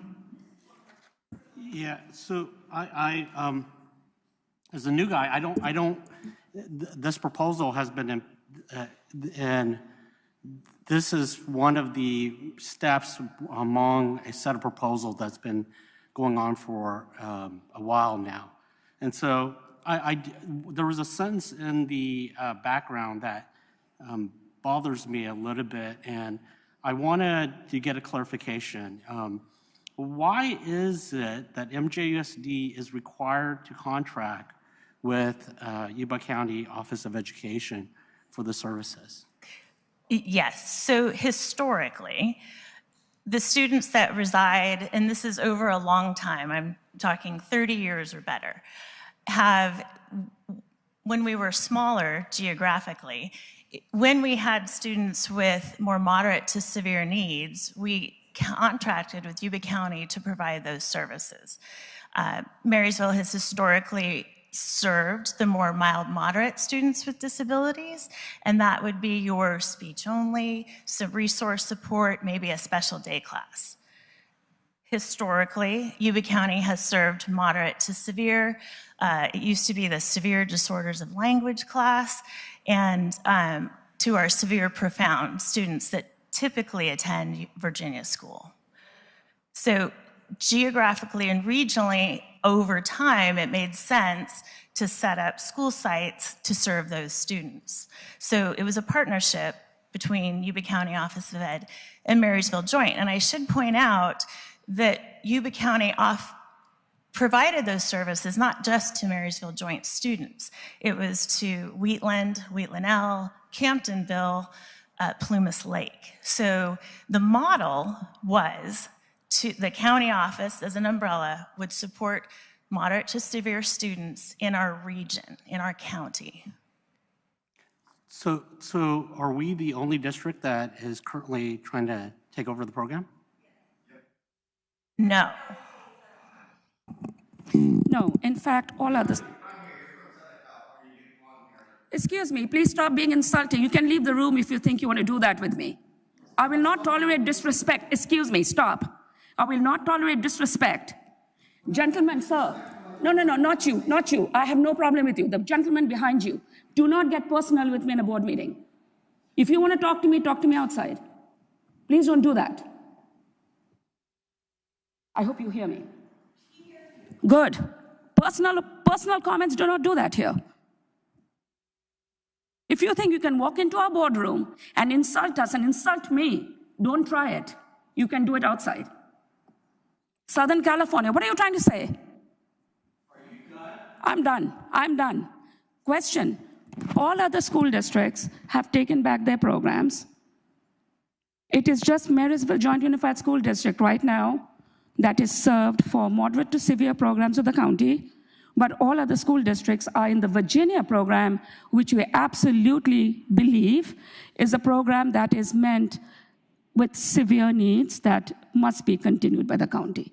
There's some very strategic and very specific medical needs, and the resources that the county provides in Virginia school is absolutely worthy of that program. Would you not agree, Ms. Matthews? Absolutely. So, Dr. Yang. So if I understood that correctly, then Wheatland took back their program. Correct. Plumas Lake took back their program. Correct. Well, they're not Yuba County. Yeah, Yuba City Unified. So is there any district that's within the boundaries of Yuba County that did not take back their program? There's a few programs that are in program transfer currently, but the majority within Yuba County have taken their programs back. With the exception, many of them, the exception is Virginia School, our mod severe to profound, excuse me.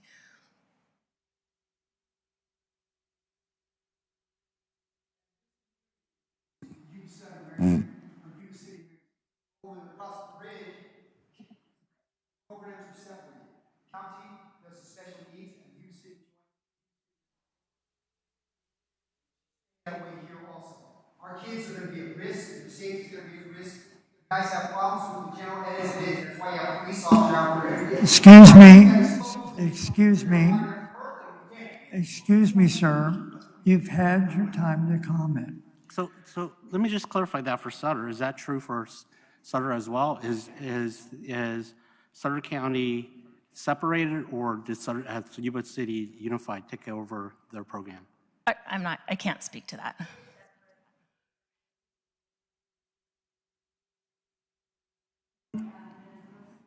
Excuse me. Do you want the information or do you not?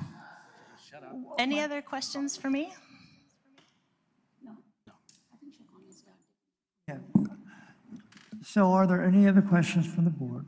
Yeah, I do. So we've heard from parents with concerns that they've had their children under care of the district prior, and they ran into issues. And under the county, it's a well-oiled machine. So how do we confirm, and how do we make certain that we don't run into those same pitfalls in the future? Yes, so part of the transfer process, by November, there are program assurances that have to be made. And the assurances are that we have the ability, we have the structure, we have the fiscal reserves, we have every component to provide those services to our constituents.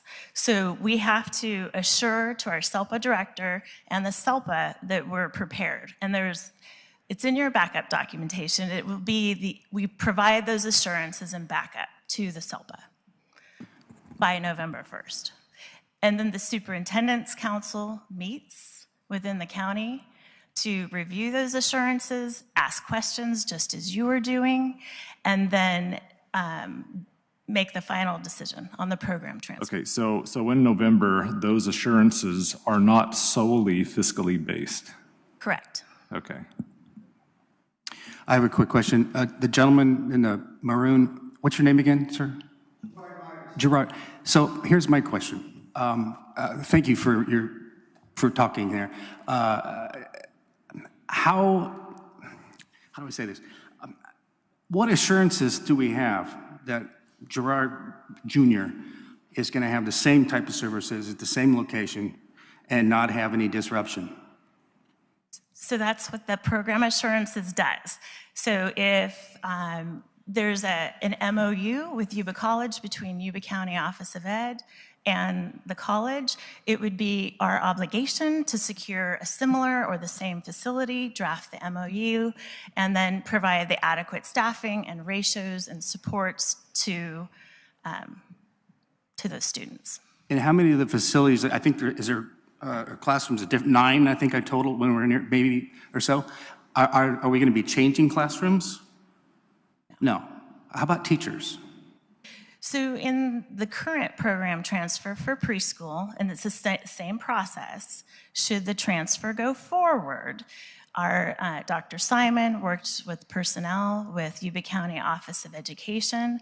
They do a list. The people in those classrooms have the first opportunity to move over for a smooth transition. They obviously know their students, they know the classroom, they know the program, they've been trained.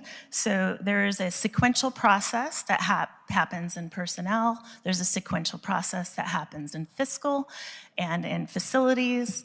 That's all part of those assurances. It's not a small checklist. I can tell you that.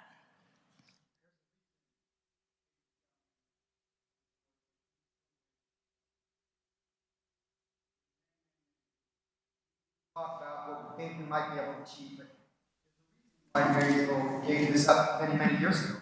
So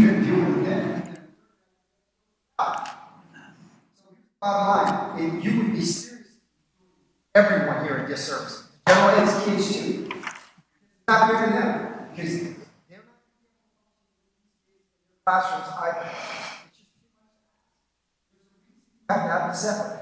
It doesn't make it a bad thing. It's a good thing. It works right now. Right now it's working. Not every site is perfect, but it works. If you try to combine all of this now, it's going to be a heavy failure. Well, I appreciate your passion, so thank you for letting me know. I coach special Olympics. I have been special. I deal with people from 8 years of age to 70 years of age. Well, thank you for doing what you do, and I do appreciate your info. Thank you. Okay. You know what? We can't combine the two. It's not going to work. Thank you. Thank you very much. Thank you, Ms. Matthews. Thank you. What I believe we are voting on is the study.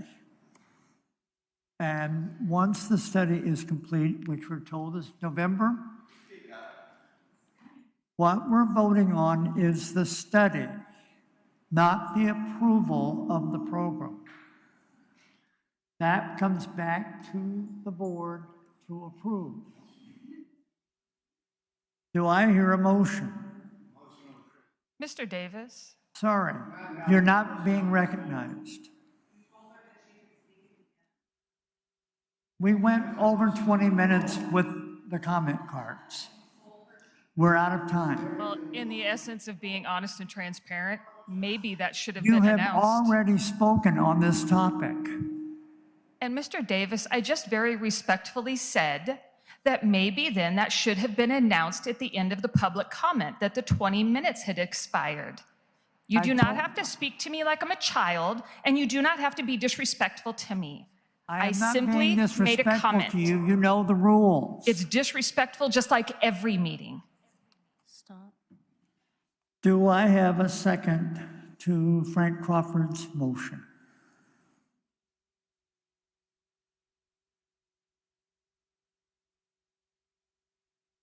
If we don't have a second, we have to table it. Yes, table it. You need to table this. That's the responsible thing to do. Learn your brown act. It would be helpful. For at least 6 months.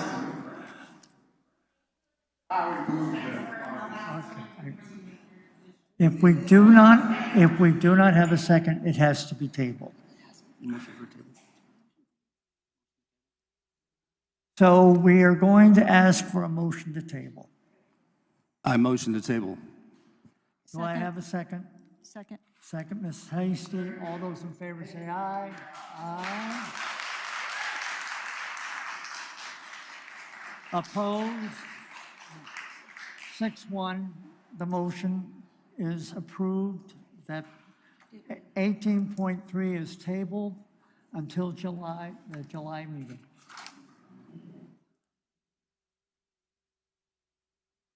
And I want to say that I will be here at the end of this board meeting. If anybody would like to talk to me separately, I think I would really like to hear from you a little bit more to inform the board.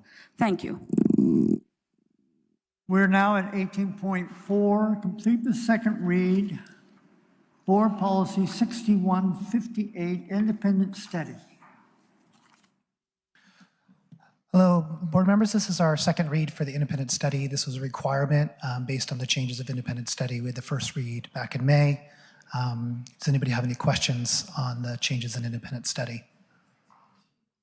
Are there any questions for Zach?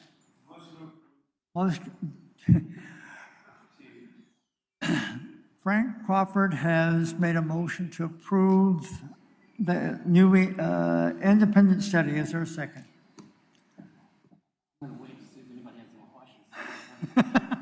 Apparently we don't have any questions. Okay. Please. Dr. Yang has seconded the motion. All those in favor say aye. Opposed? Motion carries 7-0. Thank you, Zach. We're at 18.5, public notice and review for the adoption of new health textbook for the 2023-24 school year. Amy? Good evening. We're asking that the board open a public notice for a new health textbook. This is just an updated edition of what is currently, actually it's a new book. Is it updated? It's the updated version of our current book. So we're just asking for an update to the health book. This is the traditional health book class. This is not the Healthy Kids sexual education stuff. This is just the traditional health book. Are there any questions for Amy?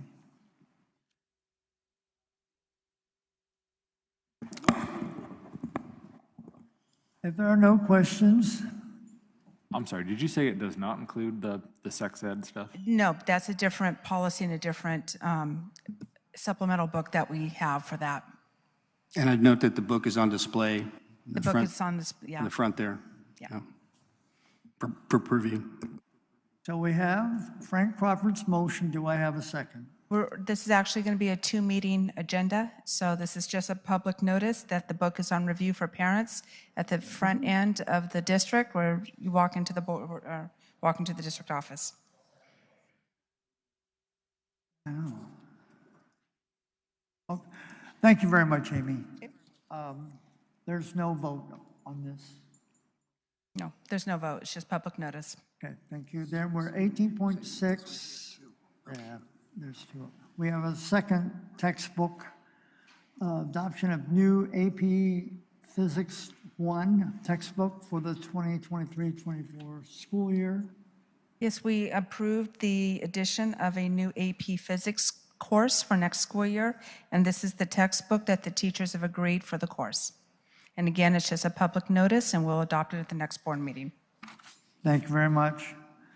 Now we're at 18.7. Complete the first read, board policies 5145.11, questioning and apprehension by law enforcement. 5145.1.12, search and seizure. 5131.8, cell phone and electronic device policy. 5144, discipline. 5144.1, suspension and expulsion due process. Zach? So these are just updates. A couple of these are brand new policies. So these were optional policies. They are not policies that we had to adopt. That's why we didn't have them already. The three are the questioning and apprehension by law enforcement, the one around cell phones, and the discipline piece. We do have like a student conduct policy, but discipline is a little bit different. So that was a request that we had from the board earlier after we did our discipline piece, was to go back and to make sure we had those policies in place. These are a recommendation from CSBA. Most of them are taken directly from there, which is from the board association. When we looked at those policies and updating them, we did notice that there was some reference to other points. And so that's why we went back and made some changes to the search and seizure policy, which you guys actually just adopted. We just added one little line about how that affects cell phones.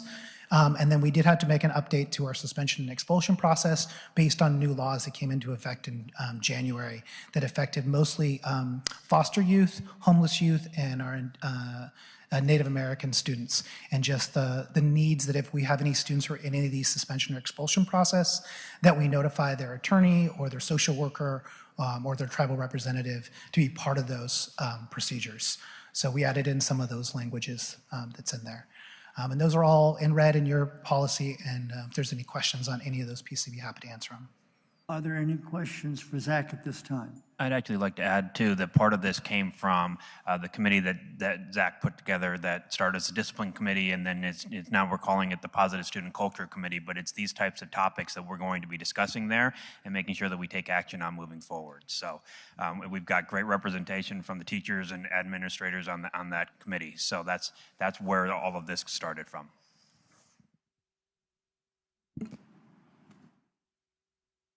And again, this isn't a voting item. This is just we're letting you know for the first read, and then we'll come back for the second piece. I really appreciate you working on this.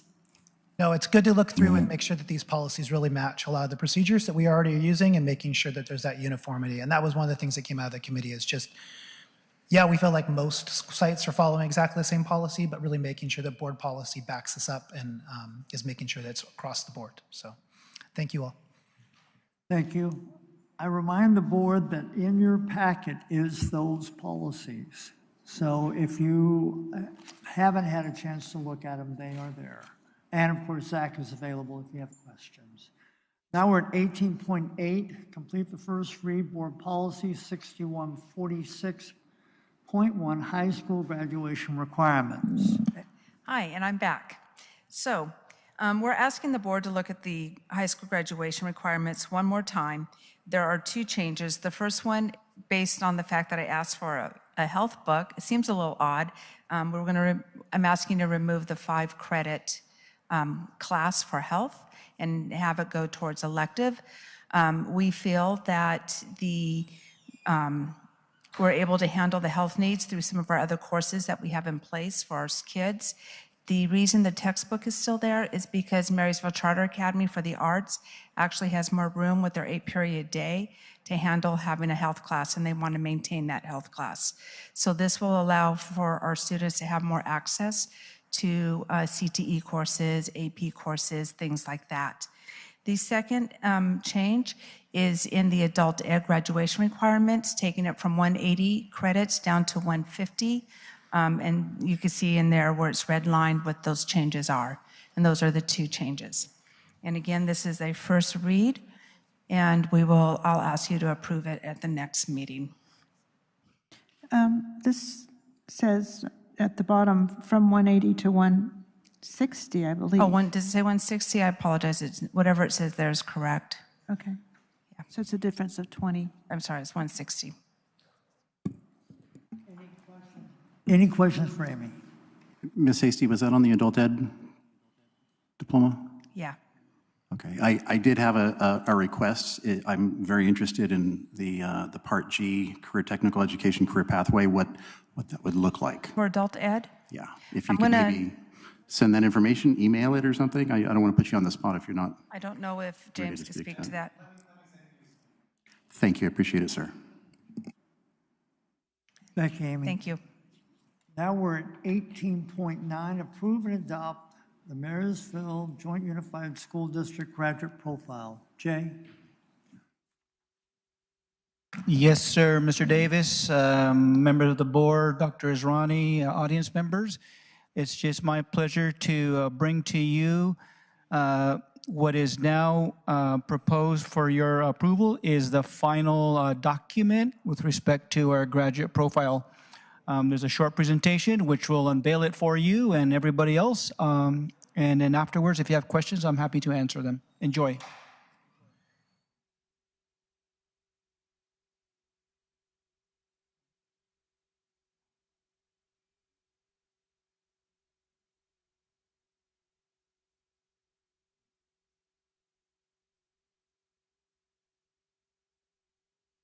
Marysville Joint Unified School District is proud to present to you our graduate profile, a process which took us an entire year to complete. Why is this work significant? Who was involved in the process? Where did the content for the graduate profile come from? How will it live in our schools and classrooms? For these answers and more, come with me. Let me introduce you to our graduate profile. You will notice that there are 5 broad traits: college and career ready, engagement and leadership, personal characteristics, academic competence, and cultural and global competencies. Under each trait, you will see a key statement which gets to the heart of what this specific trait means. Under each statement, you will then see a prominent student voice statement, which aims to personalize this expectation from a student's perspective. Finally, near the bottom, you will see 5 non-linguistic representations, or symbols, representing each trait. Whether you are an experienced learner or just starting school for the first time, our goal is for every student and parent to be able to access and understand this profile of graduate. The graduate profile captures the academic, personal, and interpersonal competencies that students should demonstrate when they graduate from high school. These universal goals, when achieved, will ensure that our students are prepared for success in the 21st century, regardless of the aspirations they pursue upon graduating from our schools. Importantly, the traits and competencies contained in our graduate profile were prioritized in our community survey as the ones most important for our graduates to achieve. To bring the graduate profile to life, a team of dedicated teachers, leaders, and staff engaged in a backwards mapping process to gain deeper understanding on each of the 5 traits and to develop a unifying goal or call to action in 4 different grade spans. In preschool through 3rd grade, the collective goal is building blocks to literacy, so every student reads at grade level by the end of 3rd grade.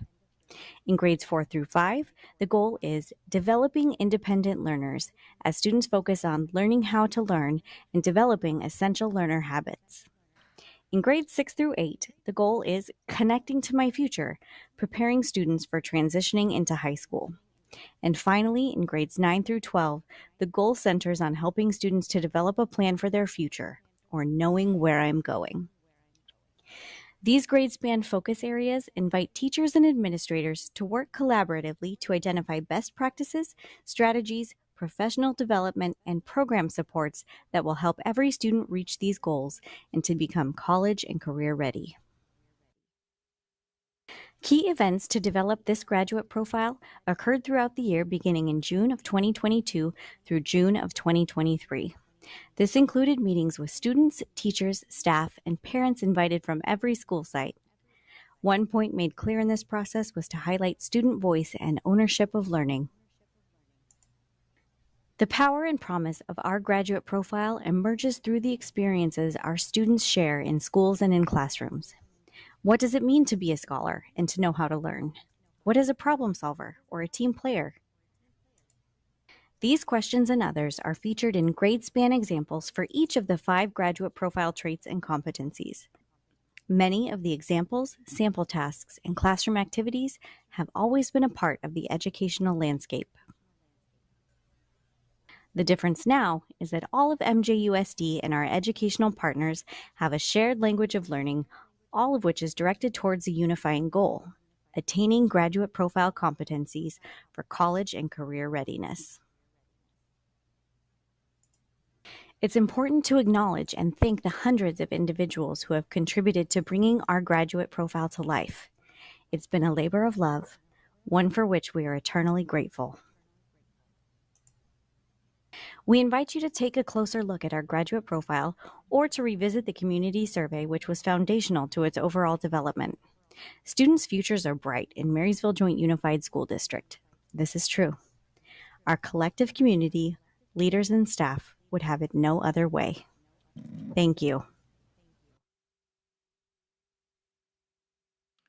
I also want to thank Natalie Carnegas, the wonderful narrator of that video.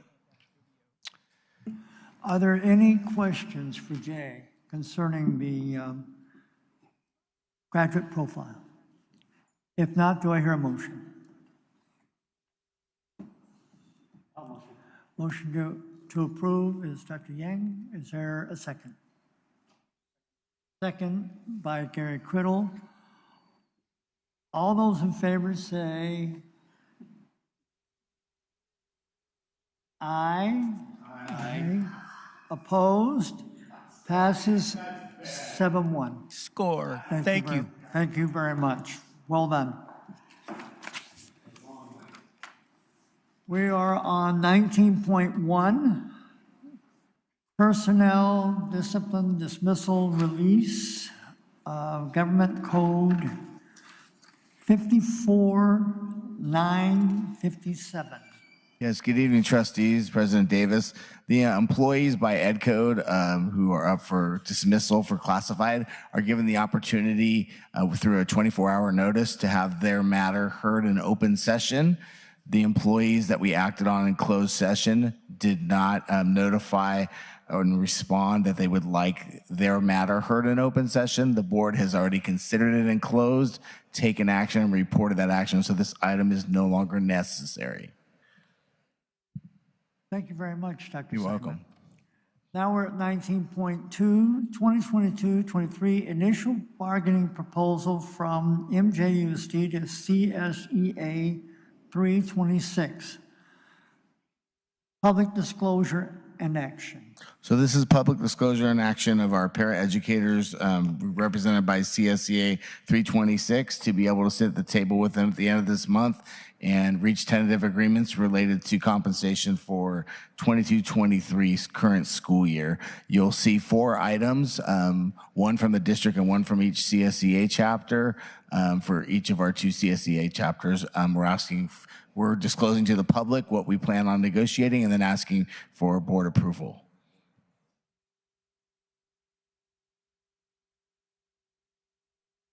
So are we opening up a public hearing now? It doesn't have to be a public hearing, but we do need to disclose and then ask if you could queue at each item if the public has any comment or questions, and then ask the board for action. Are there anyone in the room that has a question on this particular matter? If not, we'll move on. We take action on that item. Okay.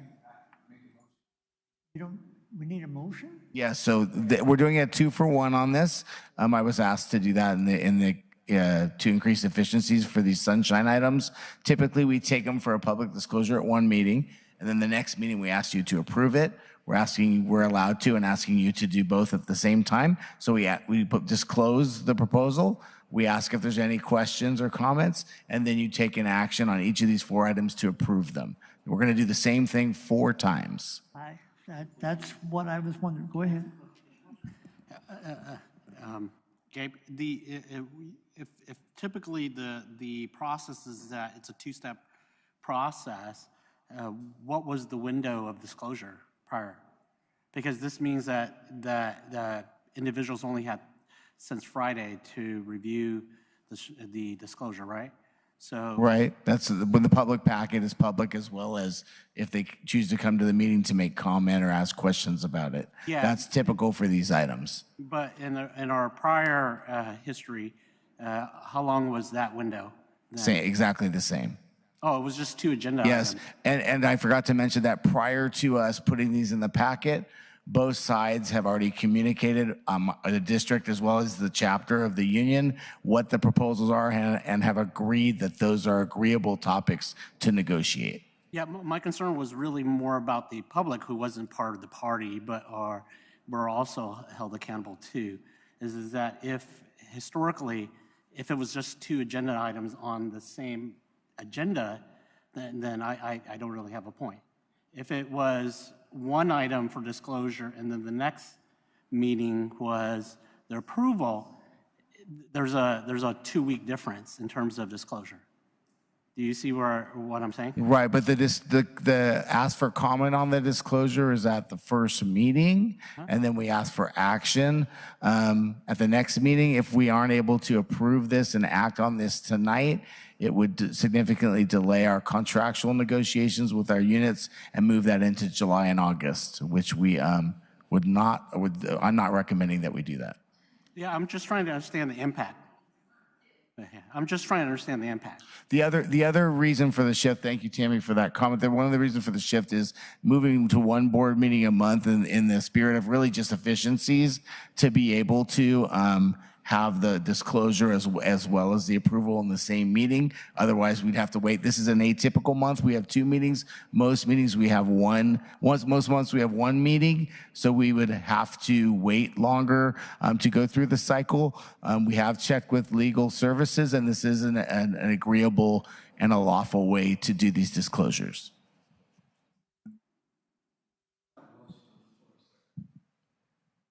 So help me understand. We have 19.1, and now we're at 19.2. Yes, 19.1 we're not acting on because that action was already taken in closed session. The employee did not elect to have that heard in open session. So now we're at 19.2. We're doing with the CSC, the district's proposal to CSEA 326. You asked if the public had any comments or questions, and none came forward. So now I'm asking that you make a motion to approve this bargaining proposal. Are there any other questions from the board? Frank Crawford has a motion to approve, second by Allison Hasty. All those in favor say aye. Aye. Opposed? Passes 7-0. The reason why I asked the question was 19.3, which is the 2022 initial bargaining, 2022-23 initial bargaining proposal from MJUSD to CSCA, and Different chapter, yeah. So those are our those are our preschool teachers. 326 are our paraeducators. We have 2 CSEA chapters that are designated by different numbers. So this is now the district's proposal to our preschool teachers for negotiations. And you're going to ask if the public has questions or comments, and then I would ask respectfully that you ask for a motion to approve. Are there any questions for Dr. Simon concerning the CSEA 648 bargaining agreement? Does any board member have a question for Dr. Simon about the bargaining agreement with CSEA at 648? If not, I'm asking for a motion. Motion approved by Doug Criddle. Is there a second? Second by Ms. Hasty. All those in favor say aye. Aye. Opposed? Passes 7-0. This always gets confusing. Yeah, and it's even more confusing when my assistant doesn't group them together on the agenda. So this is going to make a reappearance here in a little bit. So please, thanks for your patience in advance. We're at 19.4, approve the tentative agreement between MJUSD and CSEA number 326 related to reclassification. This is asking for approval for the reclassification of 2 classifications of employees. We have redone the job descriptions to more accurately reflect their duties, and the local unit has signed off on those proposals and those job descriptions. Are there any questions for Dr. Simon? If not, do I hear a motion? Mr. Steven has made the motion. Is there a second? Second by Frank Crawford. All those in favor say aye. Aye. Opposed? Passes 7-0. Now we're at 19.5. Approve the tentative agreement between MJUSD and CSEA number 648 for a new child development position and job description. Dr. Simon. Correction, the proper fund for that is not unrestricted. It's Fund 12 for that item. So we want that reflected in the minutes that for 19.5, the funding category is Fund 12. Child Development, Fund 12. Say that again. For this item, the funding source is our Child Development, Fund 12. Not unrestricted general fund as noted on the agenda. Oh, okay. It's a correction. And we were going to leave that in the minutes as well. Okay. Are there any questions for Dr. Simon? This position is needed as a result of our preschool program transfer and the need to properly serve our students in our child development programs. Any questions from the board? If not, do I hear a motion? Motion approved by Doug Criddle. Is there a second? Second by Gary Criddle. All those in favor say aye. Aye. Opposed? Passes 7-0. Now we're at 19.6, 2022-23, initial bargaining proposal from CSEA number 326 to MJUSD, public disclosure and action. So just a bit ago, you approved our proposal to CSEA 326, our paraeducators. This is their proposal to us. So you'll ask for public comment or questions and then make a motion for approval. Are there any questions for Dr. Simon from the audience concerning this item? Are there any questions from the board for Dr. Simon for this item? If not, do I hear a motion? Well, yeah, I'm looking. So we already approved our proposal toward CSEA 326. Yes. And now we're approving their proposal To the us. district, correct. Okay. We have a proposal that's different than what they've proposed. We're each allowed to propose proposals related to salary and benefits and typically 2 other items, known as the sunshine. Are there any more questions for Dr. Simon? If not, do I hear a motion? Motion approved by Frank Crawford. Is there a second? Second by Ms. Hasty. All those in favor say aye. Aye. Opposed? Passes 7-0. Now we're at 19.7, 2023-22-23, initial bargaining proposal from MJUSD to CSEA number 648, public disclosure and action. Yeah. That's a duplicate, so we're not going to be able to act on that item at this meeting. So you're postponing? Yes. That is Postponed. Now we're at 19.8. Approve the side letter agreement between MJUSD and OE3 bus driver one-time stipend for the 2023 summer intercession program. Yeah, so due to factors related to summer break and the weather, we wanted to be able to offer a stipend to encourage us to be able to continue transportation for our summer and intercession programs. How much is that? I believe it's $17.50 per driver, and we only have a few drivers in our intercession program. I think 4 at the most. Okay. Are there any questions for Dr. Simon? If not, do I hear a motion? Motion approved by Frank Crawford. Is there a second? Second by Gary Criddle. All those in favor say aye. Aye. Opposed? Passes 7-0. Thank you to the bus drivers.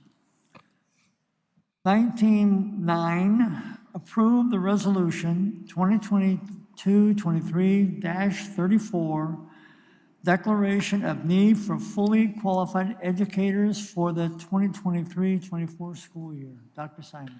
Yes, this is an annual requirement for the Commission on Teacher Credentialing to have this document on file annually once a year to estimate the number of positions and credential areas we'll need interns and waivers for. If we can't hire, we have to make every effort to hire appropriately credentialed staff. If not, this is on file to allow us to consider interns or those on emergency permits to fill our vacancies.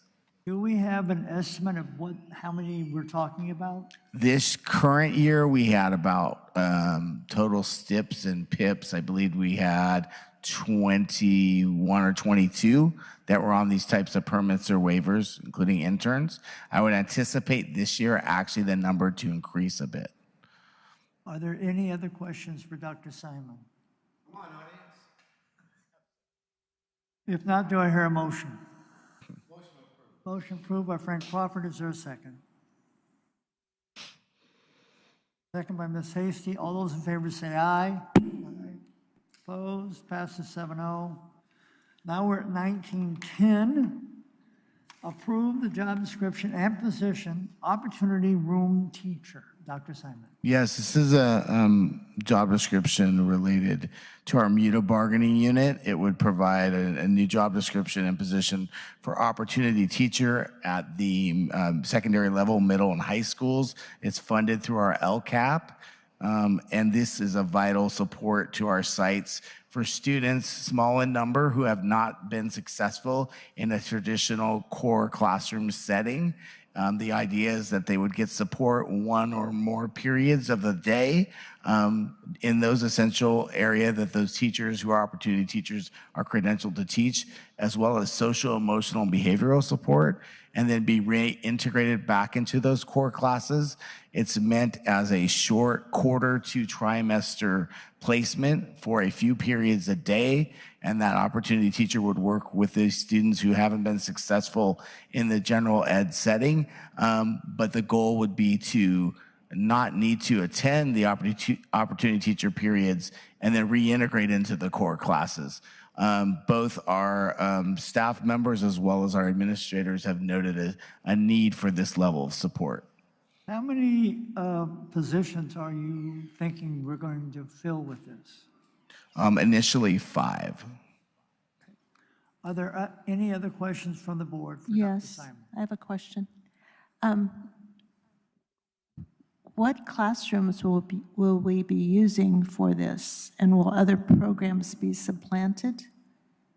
Yeah, so the goal is not to supplant programs. We're working with the site administrator to find a classroom setting that's appropriate for this program.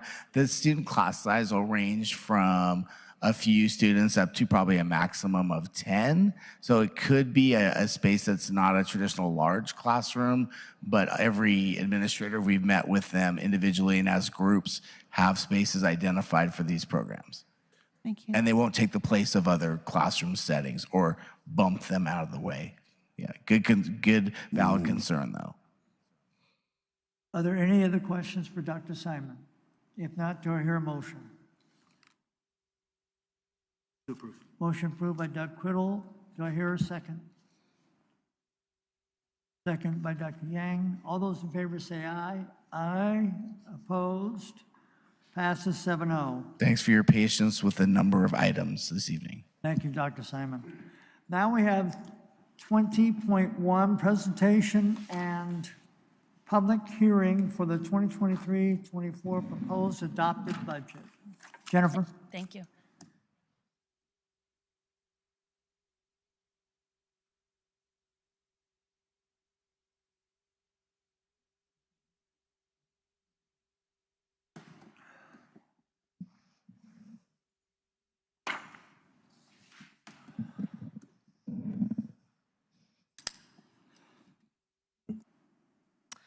Good evening, President Davis, fellow trustees, Superintendent Osrani, Cabinet, and our MJUSD community.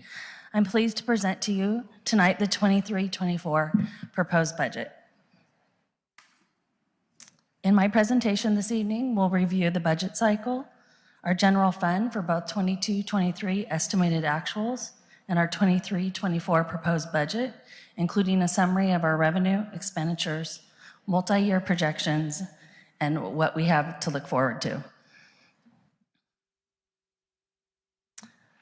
As you know, the budget's a living document that's continuously updated based on current and forecasted factors.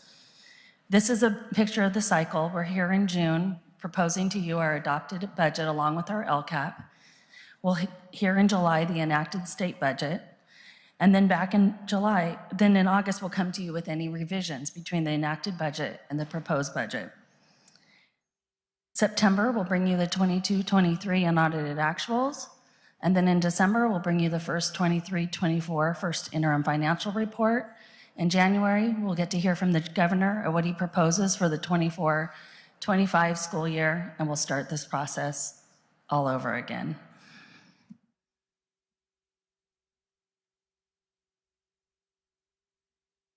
This is a summary of our total general fund revenues that compares our 22-23 estimated actuals to our 23-24 projections.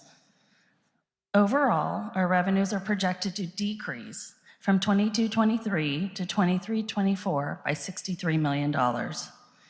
We do see an increase in our LCFF dollars of around $9 million. That's due to the projected 8.22% COLA.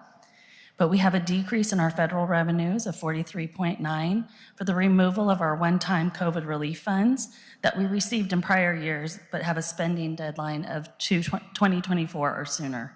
Our state reduced by 28 million due to the one-time block grants that we received this year, but they're intended for use over multi-years. And finally, we have a decrease in our local revenues due to the decrease of our site donations and local grants that we received in 22-23.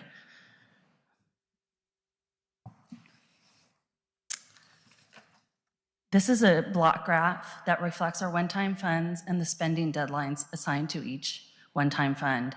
The green boxes represent our COVID relief funds such as ESSER 2, ESSER 3, and expanded learning opportunities. These must be fully expensed by June of next year.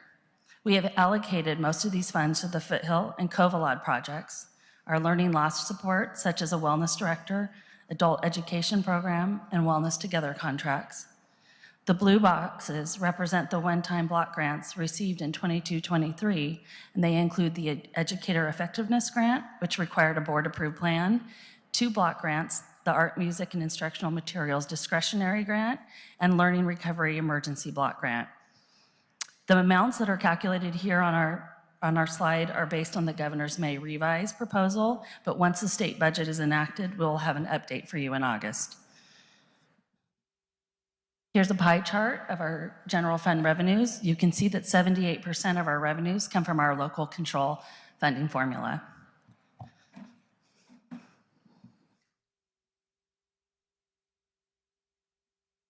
This is a comparison of our general fund expenditures from our 22-23 estimated actuals to our 23-24 projections.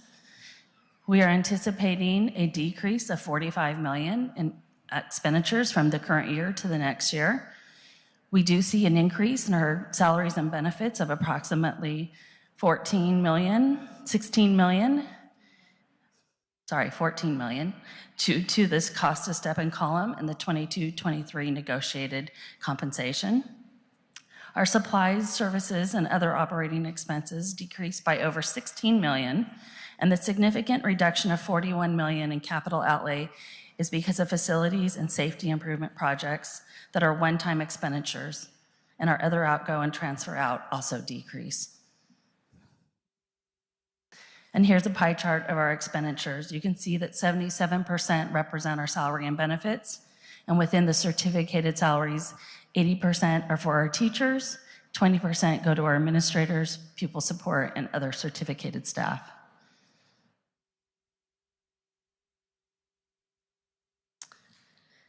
This slide summarizes the general fund activity for 23-24 projections and 22-23 estimated actuals. It reflects an ending fund balance that is projected to decrease from 62 million to 47 million at the end of 23-24 fiscal year. The 23-24 proposed budget reflects a 15.3 decrease in fund balance. The bottom half of the table outlines the components or categories of our ending fund balance. The ending fund balance includes non-spendable and restricted, assigned, and reserved for economic uncertainty. Our total fund balance versus expenditures for estimated actuals is 27%, and for projections, 26%. For our unrestricted reserves, we have the 12% and 10% for 23-24 projections. Our unrestricted reserves, unrestricted side of the budget is our operational activity. Our multi-year projections are required by law. They're also prepared for the current year plus 2 years, and they're a planning tool for our educational spending plan. When creating our multi-year projections, we use various planning factors. We use current planning factors are based on our governor's May revise. For revenue, that includes our COLA and our ADA projections, lottery for unrestricted and restricted, universal transitional kindergarten, our mandated block grants.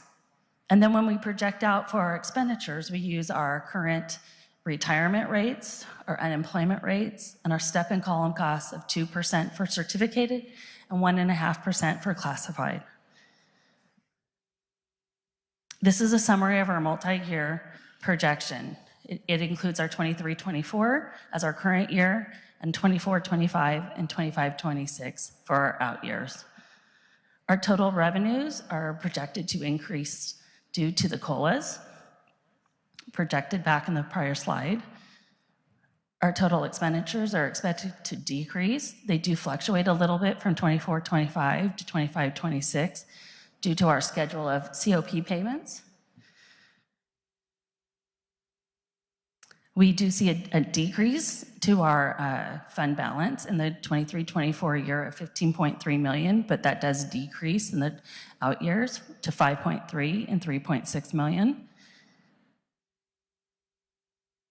This will result into an ending fund balance for 23-24 of 46.7 million, 24-25, 41.4, and 25-26, 38 million.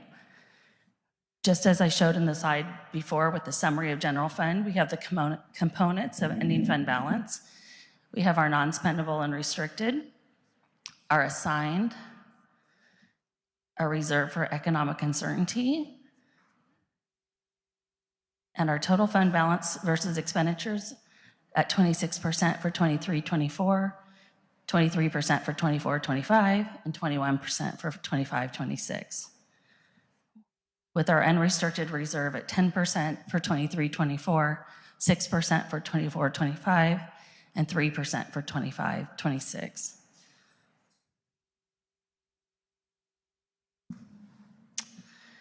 So every time we bring you a budget for your approval, we have to state the health of our budget. And there are 3 certifications. We have positive, that the district will be able to meet its financial obligations. Qualified, we may not be able to meet it. And negative, we definitely aren't going to meet it. But we are asking for a positive certification. We are stating that we are able to meet our financial obligations. and that includes the current year and the 2 out years. We look forward to July, the state enacted budget. We have in August, the 45-day revise. And then during this time, we'll be closing the books for 22-23, and we'll bring you those and audited actuals for your approval in September. And then September, after the books are closed, we'll start beginning our 24-25 budget planning. We'll be looking at staffing, attendance, costs, categorical funds. And then in December, we'll bring you the 23-24 first financial report. I just want to say thank you. I want to say thank you to the board. I want to say thank you to Cindy Helms, Amy Littlefield. They've put in a lot of time and effort for this budget. And if there's any questions, it's the end of my presentation. Thank you very much, Jennifer. Are there any questions for Jennifer? Thank you for the report. I did have one question on your planning factors page, looking at the STRS employer rate for the 23-24 says 19.1%, and that's the same rate for the next 2 years. Aren't we expecting that to go up at least?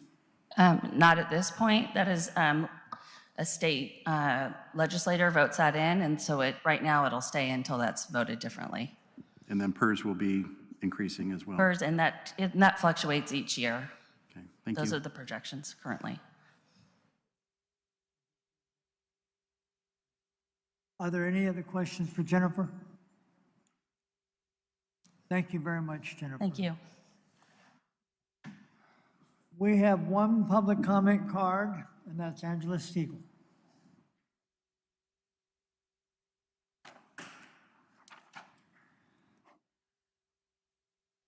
Good evening. Still Angela Stiegel, still president for the Marysville Unified Teachers Association.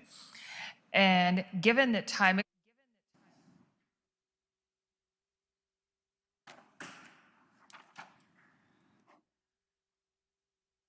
Good evening. Still Angela Stiegel, still president for the Marysville Unified Teachers Association. And given that time expired on the other agenda item, I would, however, like to make a public comment this evening. And to try to keep it short and sweet and to the point, I have reached a point in my life and in my professional career in which I do not feel that I need to be treated as I am treated at these meetings. Just like the superintendent can state that people shouldn't make things personal and people shouldn't say things to her, the same thing applies for myself as my role as president, as my role as a teacher, as my role as an employee, and as my role as a human being in this district. I do not understand the utter disdain that is expressed for me and my role and my organization. Additionally, on a related note, I would just like to remind some people who have really long memories like I do, that have been here for decades, that the last time we had people who sat on that dais, or a person actually that sat on that dais and told us that this was a business, he's not here anymore, and he wasn't long after he made the comment. We had a superintendent who told us that for a long time until he was shipped off after he was under investigation by the grand jury of Yuba County. So just as a reminder, this is not a business. This is about children. This is about education. This is about people. Have a good evening. Thank you very much. I'd like to close this meeting with a sad message. One of our long-term teachers who's been retired for a while, but Don Miller was just one of these stellar teachers that we had out at Yuba Gardens. They actually have an award named after him. And one of his students wrote his obituary, and I won't, given the late hour, read the whole thing. But the message starts that Coach Miller, Mr. Don Miller, the remarkable former PE teacher and coach for all sports at Yuba Gardens, has passed away. Brings up oceans of memories from over his he was here 41 years working for the district. Don Miller was my favorite teacher, and so many other former Yuba Gardens students would hurry to agree. Coach Miller was the leader in so many areas on the campus.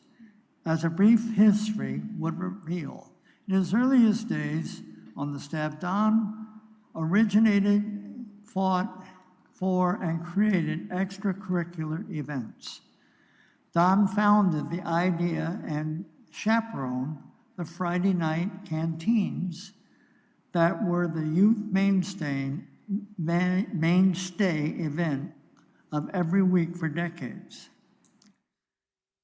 We have a lot of outstanding teachers, and it's sad that when they do pass, a lot of us haven't heard of them. But this is one that I have heard of. And talking with the principal over at Yuba Gardens, he has heard of him too. And yeah. So anyway, I just wanted to take the moment to close the meeting with that. And we do appreciate our teachers, our staffs, our hardworking administration. And we really appreciate all the effort and time you put in. I'm certainly hoping you get a chance to take a breath this summer and enjoy the summer. Meeting adjourned.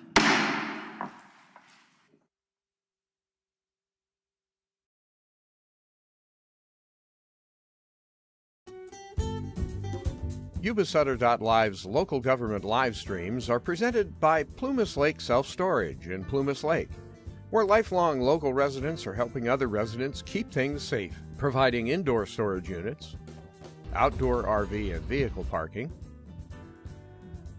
moving supplies, and Penske truck rentals. Details at plumaslakeselfstorage.com.